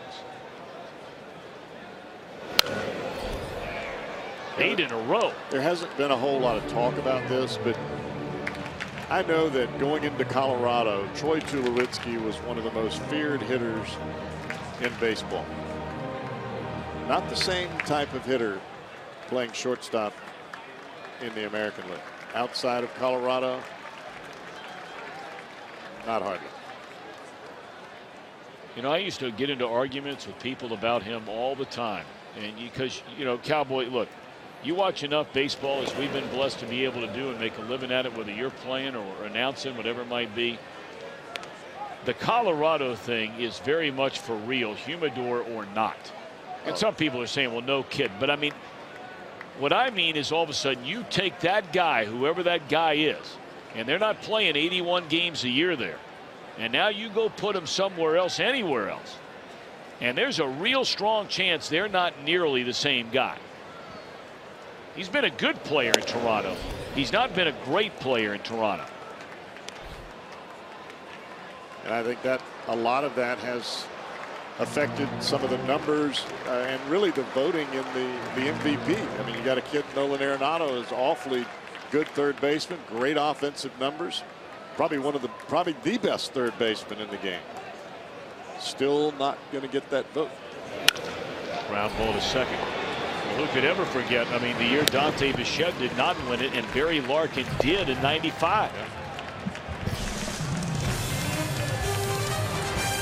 Series against the Orioles right here on your home for Reds baseball, Fox Sports Ohio, tomorrow night, 6:30 for Reds Live. You can also see it streaming on Fox Sports Go, and it'll be that guy, number 50, Amir Garrett, going tomorrow night, and the guy behind him, Scott Feldman, going on Thursday night versus Baltimore. Now, the Reds had listed TBAs for their starters Saturday versus the Cubs. They have Arroyo penciled in on Sunday. Brian Price did clarify before the game as Cody Reed comes in for the Reds. Tim Adelman will make the start Friday night against the Cubs. It is still TBA on Saturday. Price was asked, will it most likely be someone that's already here? And he said, yes, most likely. With Cody Reed on the hill right now, is there enough time for him to get ready for a start on Saturday? Or would it be Robert Stevenson or someone else? As in most things in baseball. Stay tuned. Well, Brian Price is having to do a lot of juggling. Whether it's looking ahead to your rotation, Cowboy, or whether it's just trying to get through the second or third or fourth inning of a game, because, you know, lengthy starts from this rotation have been so few and far between. I mean, this guy is managing. Well, fortunately for Brian, unlike last year, he's got some weapons to work with. Right. He's got some pieces that he can move around, whether it be in the bullpen or in the rotation, and guys that can come up from AAA and that can compete at this level, or AA, for that matter, if you're talking about Luis Castillo.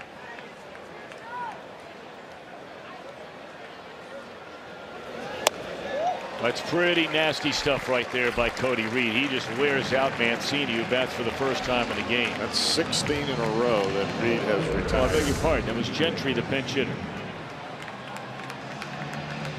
Mancini will bat now.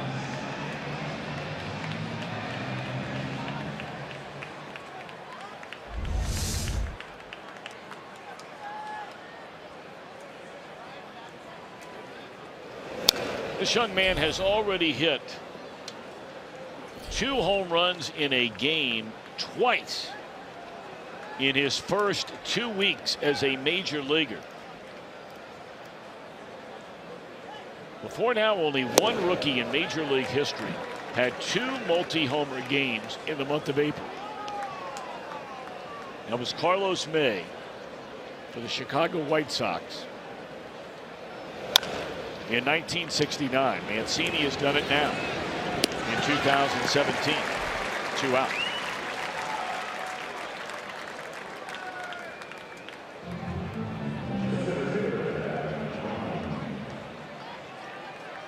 You know, the other thing, Cowboy, is the Reds made a roster move earlier today, and the young man Bonilla, who they claimed off waivers from the Pirates. There you get a look at him. Colorful hairdo. He's made a couple of starts this year down in Louisville. Could he be the guy that gets a start? Yeah, but those first 2 starts were not real pretty. No.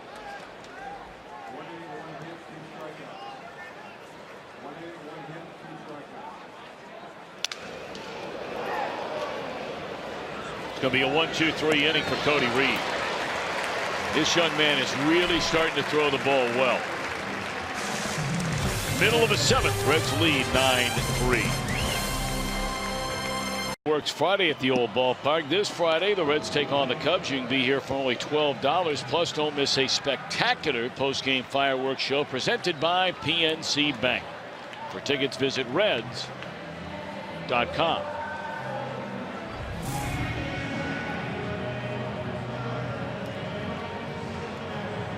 Orioles going once again to their bullpen. Tyler Wilson comes on following Gibbons a scoreless inning.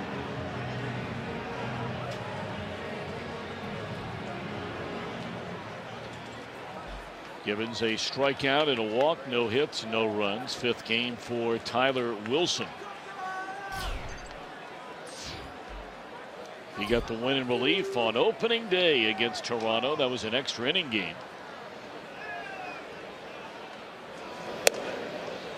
Tucker Barnhart to lead it off. The Reds have Patrick Kiblahan standing in the on-deck circle. And then back to the top of the order in Billy Hamilton. We're in the 7th inning, and the Reds have a 9-3 lead. Good night for the Redlegs so far. Real good night.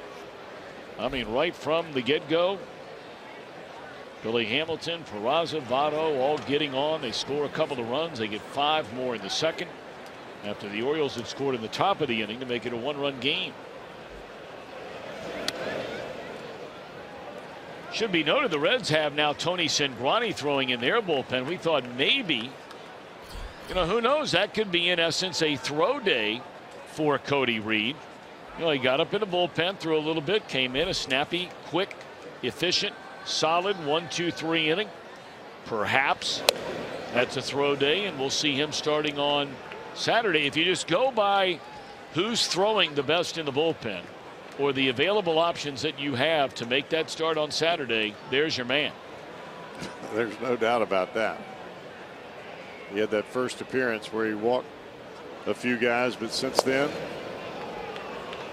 he's been awfully confident, and the key has been being down in the strike zone.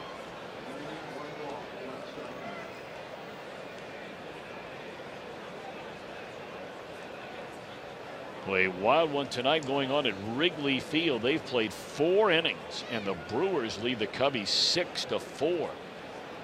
It's a shootout tonight. Lined into left field, caught. Tucker a 1-for-4 night. Here comes Kiblahan to bat for Cody Reed. If you're wondering about Eric Thames, he is 3-for-3 tonight, but no home run, 2 doubles.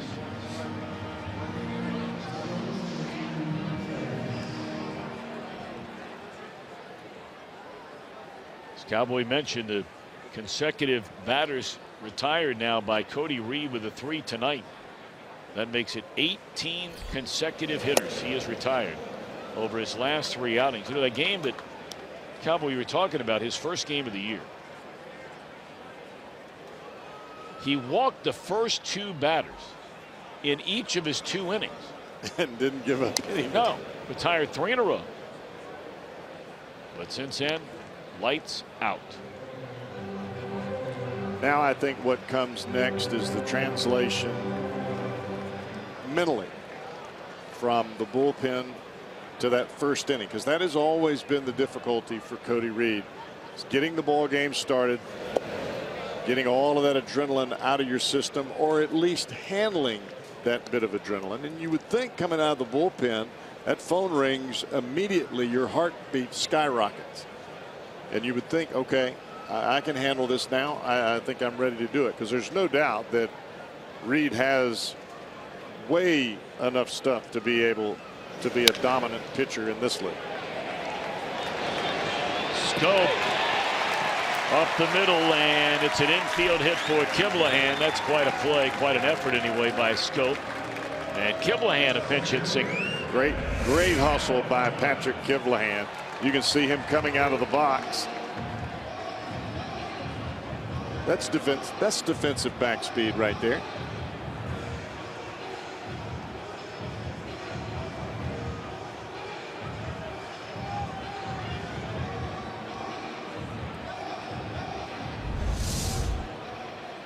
For Kiblahan, a pinch hit single. 1 out, 1 on for Billy Hamilton, who has 2 hits and 4 at bats, a stolen base, 2 runs scored. Understand tonight is one of 4 kid glove games. What a great idea that was so many moons ago, where local knot-hole teams raise money for uniforms and equipment. And you can buy tickets to a game. We still have a total of 4 more left. Tonight the first. 2 games against the Pirates, 2 games against the Indians in the month of May. So, you know, you can help raise some money for some youngsters and enjoy a ball game to boot. Thank Chris Welsh for reminding us of that tonight the first of 5 kid glove games, tens and millions of dollars through the years raised for local baseball and girls softball.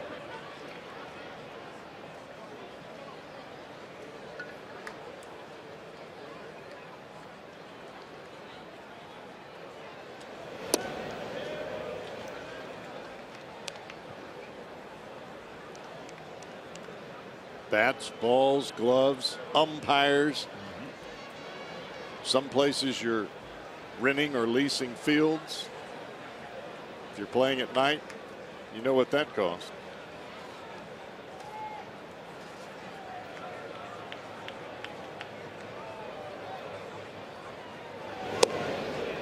Yeah, so if you've got a kid next door, maybe a boy plays baseball, girl plays softball, and ask them about it. Are they selling tickets to a kid glove game? You'd be happy to buy 2 or 4 from them and enjoy a great seat and come on down and watch a ball game. Pretty fun team to watch right now. They sure are. Trying to go to 9-5 on the year tonight. They're 6 outs away from doing it.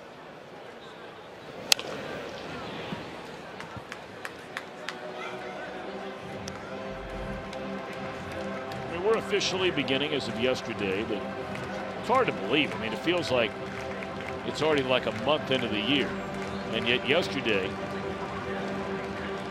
was exactly 2 weeks ago. It was opening day. So here we're beginning the 3rd week of this season. And if somebody had asked any Reds fan, the owner, the GM, the manager, you at home, hey, the Reds after 14 games have a chance to be 9-5. Will you take it? You'd have taken it all day, every day.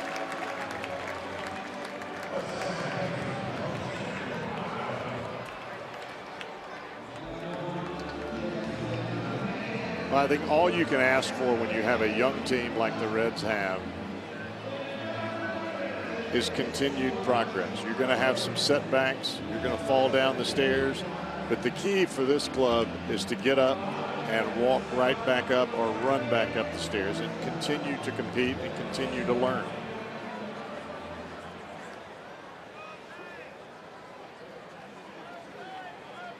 And who would have thought that the Reds would be in first place since the Phillies left town? Yep. Either tied or in first place by themselves. Check swing and a miss by Peraza. And you can say all day long, well, this could be early. You know, it's early. It's a small sample size. All of those things that are out there.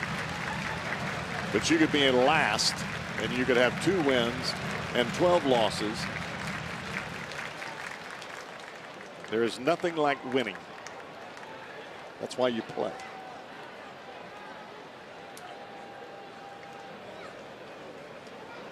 Puts a smile on that man's face that we just saw sitting in his box, and that's Bob Castellini.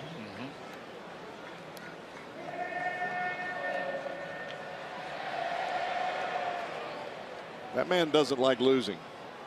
No.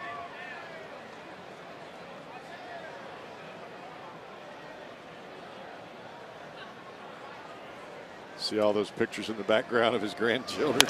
That's pretty cool. Did they get the out there? They did not. They do get the out of Peraza. So Hamilton is safe at second base, and on to third goes Kiblahan. I almost wondered. Looked like Scope was very close to tapping the bag, but he's not arguing. 1-4-3. Well, Scope had it. He would have had the double play had he not bobbled the baseball. I think they're going to ask for a review on this. It looked like the corner of his foot may have touched the corner of the bag. Nope, didn't get it. Nope. He fields the ball cleanly. He's got it easily.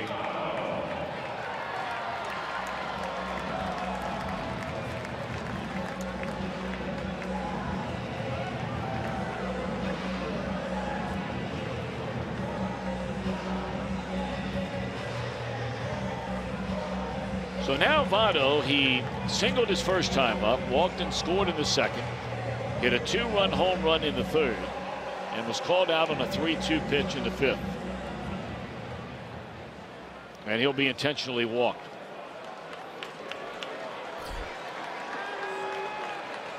To face a guy that hit a grand slam earlier. Maybe he'll hit another one. The 5 RBIs tonight for Duvall matches a career high. Now that would be quite a night. 9 RBIs, 2 grand slams. I would concur.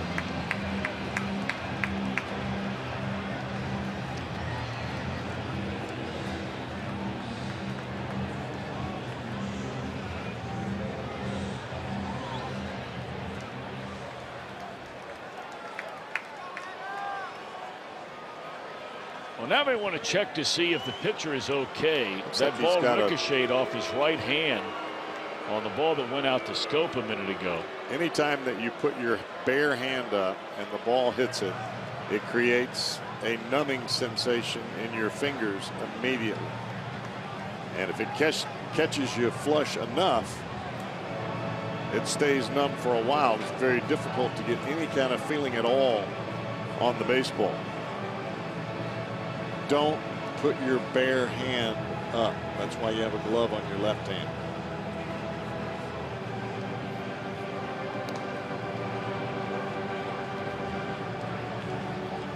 But for some guys, it's just natural reaction to try to reach for that baseball.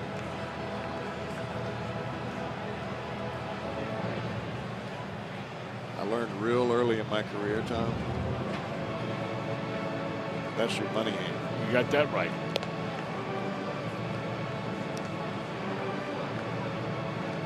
When the car door slams, if there's a finger to be broken, it's your left hand.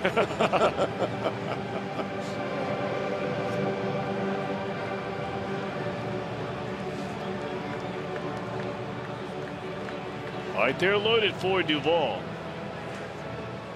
We're in the bottom of the 7th inning. Tyler Wilson has allowed an infield hit. He's walked 2 batters, 1 intentionally. Duvall, a grand slam in the 2nd inning.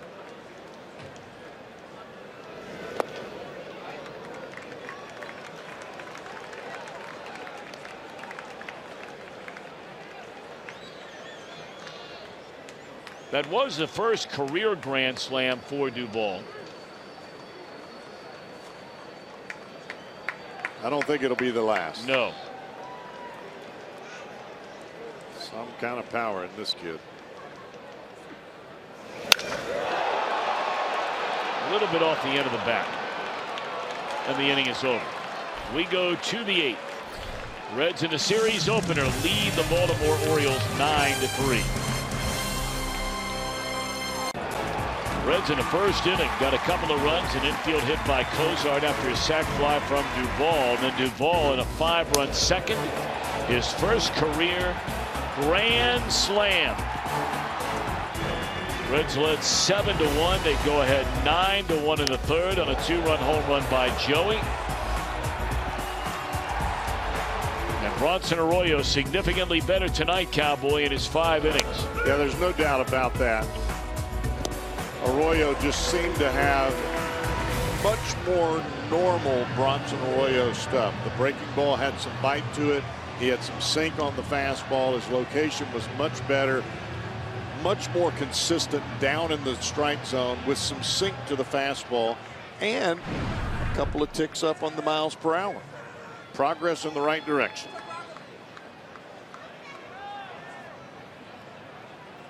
All right, so now we get a look at Tony Cingrani. He comes on to pitch this 8th inning with the Reds in front 9-3, and he'll face the heart of the order, 3-4-5. Machado, Davis, Trumbo, righty, lefty, righty. What are your thoughts so far this young season on Tony Cingrani? I think he's been much more aggressive. I think he is challenging the strike zone a lot more than what we saw last year, even in the closing role.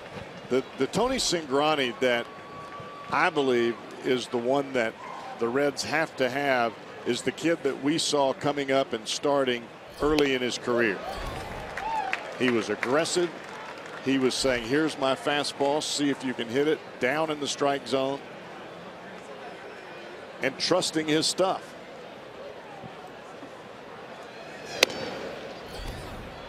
You know, the high fastball was also a huge part of his success that first year as a starter. It seemed like the next year they were trying to get everything down, down, down, and worried about secondary pitches and all those kinds of things. You know, you go back, people forget. I mean, this guy did things that had never been done in the history of baseball, living and dying on the high heat. Elevation of the fastball is great. You have to get ahead somehow. If you can get the ball down once, then you elevate.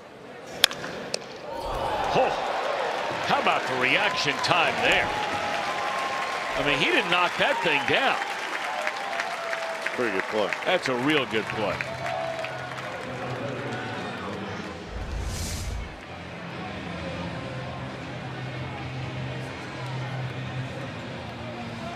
Dan Machado's got to wonder what he's got to do to get a knock. He has hit 3 rockets in the game tonight. Struck out the other time, but he had that one hopper that almost knocked Cozart over in the 1st inning. He hit a line drive. It almost went through Peraza. And now a bullet snared by Cingrani.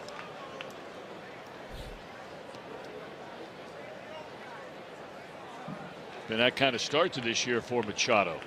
Just 7 hits in his first 44 at bats. Boy, that just ate Davis alive. 2 down in the inning. I think when you watch Tony Cingrani, his arm arc is so long that when he tends to get aggressive early as the ball comes out of his glove, that front shoulder flies and he leaves the ball arm side and up. But right now for Cingrani, he's very quiet as the ball comes out, and he's really trying to finish everything. Nothing happens until the ball gets up into the power position just above your shoulder, and then you finish out with that snap. Let the fingers guide the baseball.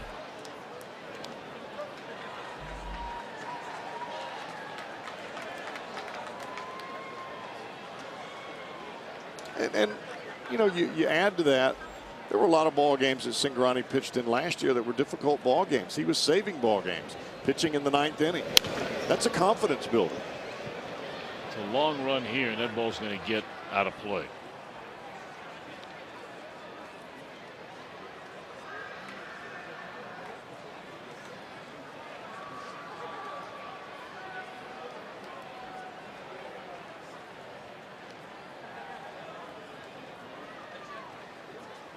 The key for me with all of our young pitchers is being aggressive, down in the strike zone, and competing. Now, granted, that's easier said than done because you've got to handle a lot of mental, adrenaline issues, anxiety issues. But if you're going to be successful in the big leagues, you have to overcome that.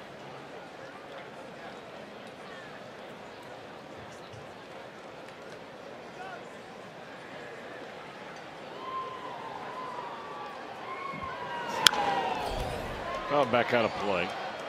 And you see that pitch there. That pitch is a ball all day, every day. Up and away, nowhere near a strike. Even if you make contact, you're going to pop it up or foul it off as Trumbo did there. But the key to that pitch, he was already ahead in the count. He already had a strike.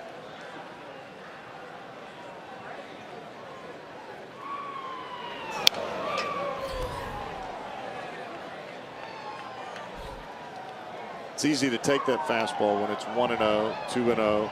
You don't have to worry about it so much. Once there's a strike on the board, no hitter wants to get down to 2 strikes.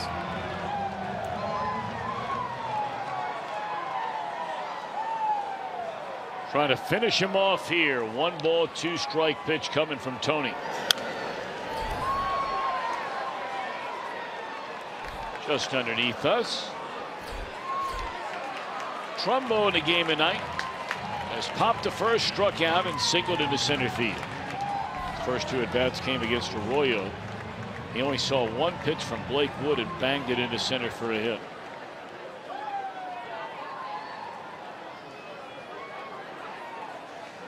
These Orioles came flying high into Cincinnati with Major League Baseball's best winning percentage, having won 8 of their first 11 games. Trumbo has 2 hits in the game.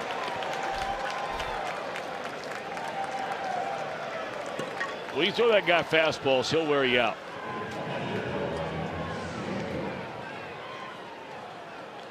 Reds Live comes your way after every game, brought to you by Performance Kings Honda. And we have it coming up tonight, right after the ball game.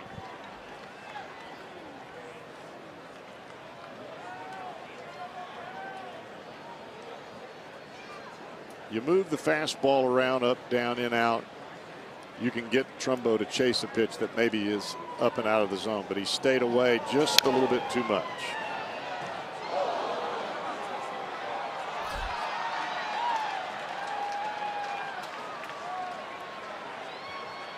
Just because a guy is a fastball hitter doesn't mean that you can't throw them a fastball. Sure. You just throw it in a spot that is enticing. Once you get them to swing once, you move it out a couple of inches. Continue to follow it off the plate. See how far he'll chase it out.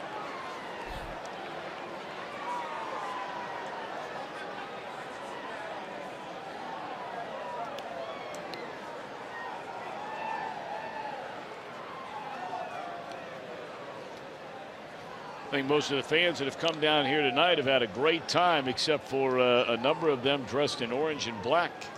And they made a lot of noise before this game started tonight.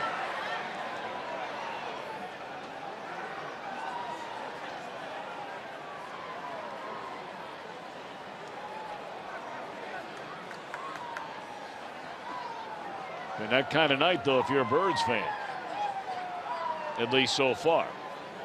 Still 4 outs to get for the Reds. They have a 6-run lead.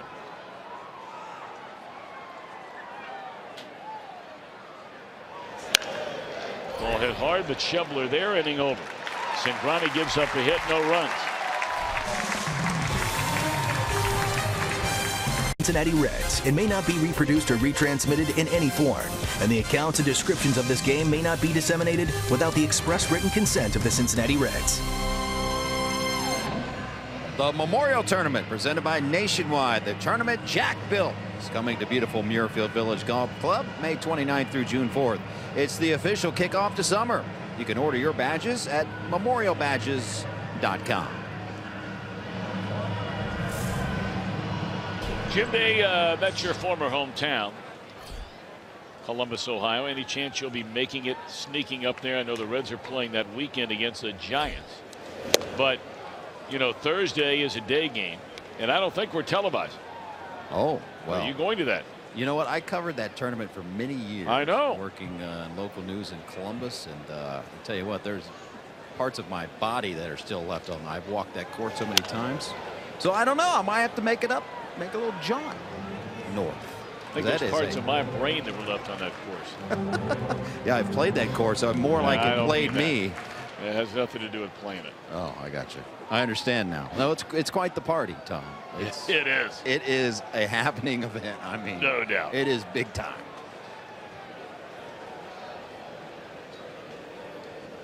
Yeah, we're off that Thursday. Schebler to the second baseman. Long throw, and they just didn't get it. Great hustle by Schebler. Hit the ball hard into that rover position that Scope was playing out in short right field.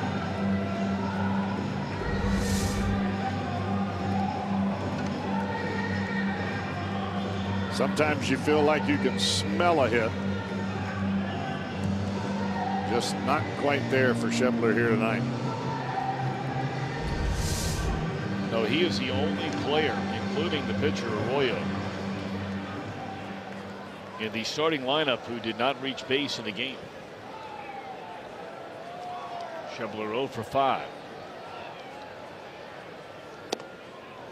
Well, the one thing about Scott Schebler, you're not going to see him drop his head. Woe is me. Oh, here we go again. He's got that football player mentality, and he is going to grind it out, hustle. He's going to bust it wherever he can and when he can. He's an Iowa guy. He's going to be a grinder. He is a grinder. That's right. A good way to put it. They're not raising any sissies up there in Iowa. And in baseball, if you're not a grinder, you're going to fall by the wayside, because it's a long year and it's a tough year.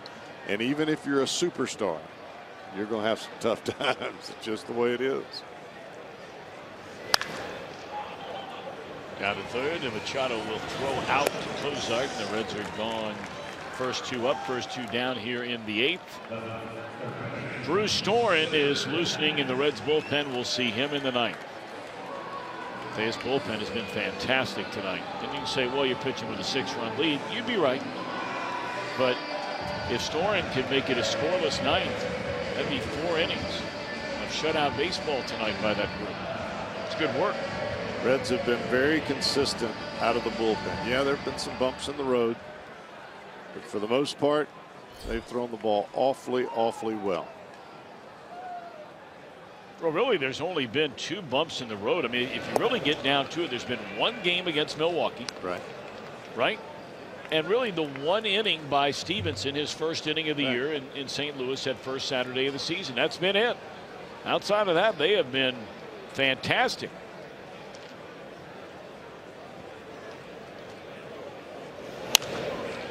And it goes back to what you and I were talking about earlier. I like to see adjustments made, not just by the young guys, but by pitchers in general. As you get older and as you move through the game, you have to continue to adjust, because hitters are going to adjust to you, especially now that we have more video, we have more analytical information, we have more statistics that will tell you a little bit more about a player or a pitcher and his reason or just his tendencies that he has when he's on the mound. And I think that you have to continue to tweak your game. You don't change your arm slot. Instead of throwing overhand, you throw sidearm, but you continue to move things around, and that's what allows you to get better. And I see that out of our guys coming out of the bullpen. And we're talking about a bullpen that's had to fill a lot of innings here in April. And that is one of the most difficult things to do for a bullpen, is to pitch a lot of innings in April, because you're not conditioned to do that coming out of spring training. Well, with the 5 innings tonight by Arroyo, going into the game, if you weren't with us, there was 2/3 of an inning spread between the starters, the number of outs recorded so far this year, and those registered by the bullpen. 2/3 of an inning. You can't go a whole tonight year like that. They'll pick up one more, so it'll be an inning in 2/3 tonight, unless something really bad happens. 3-2 on Jeanette. And remember, the Reds have not played a single extra inning game, so it's not like, you know, they played some 14 or 15 inning game where the bullpen gobbled everything up. No, every game's been 9 or 8.5. Reds are trying to get to the 500 mark here at home. They were great on their only road trip. They won 5 out of 6 through St. Louis and Pittsburgh. 5 more games to go on this 10-game homestand. Still 3-2 on Jeanette. You don't necessarily have to have a great outing for people to see that you're making an adjustment. Sometimes you make an adjustment and your outing doesn't go very well, but yet that adjustment carries down the road for you, and that's really what you're trying to do. I mean, the Reds are having to basically develop some guys here at the big league level. You don't always do that. Development is usually in the minor leagues. Scooter gone swinging on what would have been ball 4, and now the Orioles will come to bat in the ninth, 3 outs away from an opening game win for the Reds. Stop by your neighborhood Kroger to say big store wide. Great food, low prices at Kroger. By Cincinnati USA Regional Tourism Network. Stay close to CincinnatiUSA.com. And by Toyota. For over 30 offers, visit buyatoyota.com. Toyota, let's go places. Looking at downtown Cincinnati from the Commonwealth of Kentucky. And a good start to this series against the Baltimore Orioles. The 8-3 Baltimore Orioles coming into play tonight. Reds at 8-5. And Drew Storen trying to get the final outs to make them 9-5.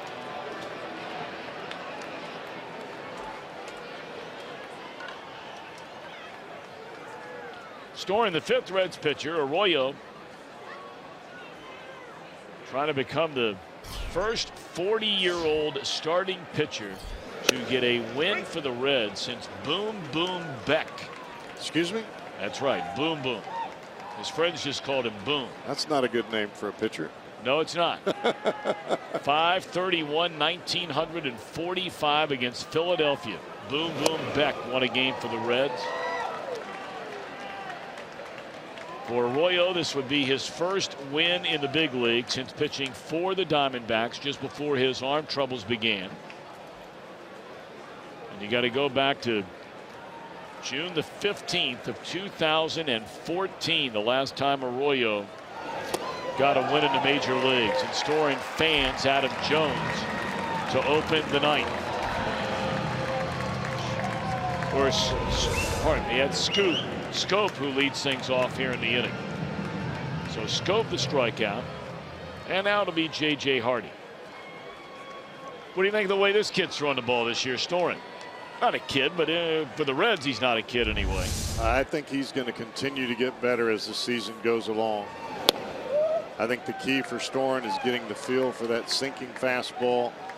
And I know that early in spring and really the first part of the season, you're with a new team, your adrenaline is high. You tend to throw through that sinker, and by that I mean you throw it too hard, you get out there too much, and the ball doesn't quite sink, it stays a little bit straight. I think the more comfortable he gets, the better off he's going to be, and the better off the Reds bullpen will be for it.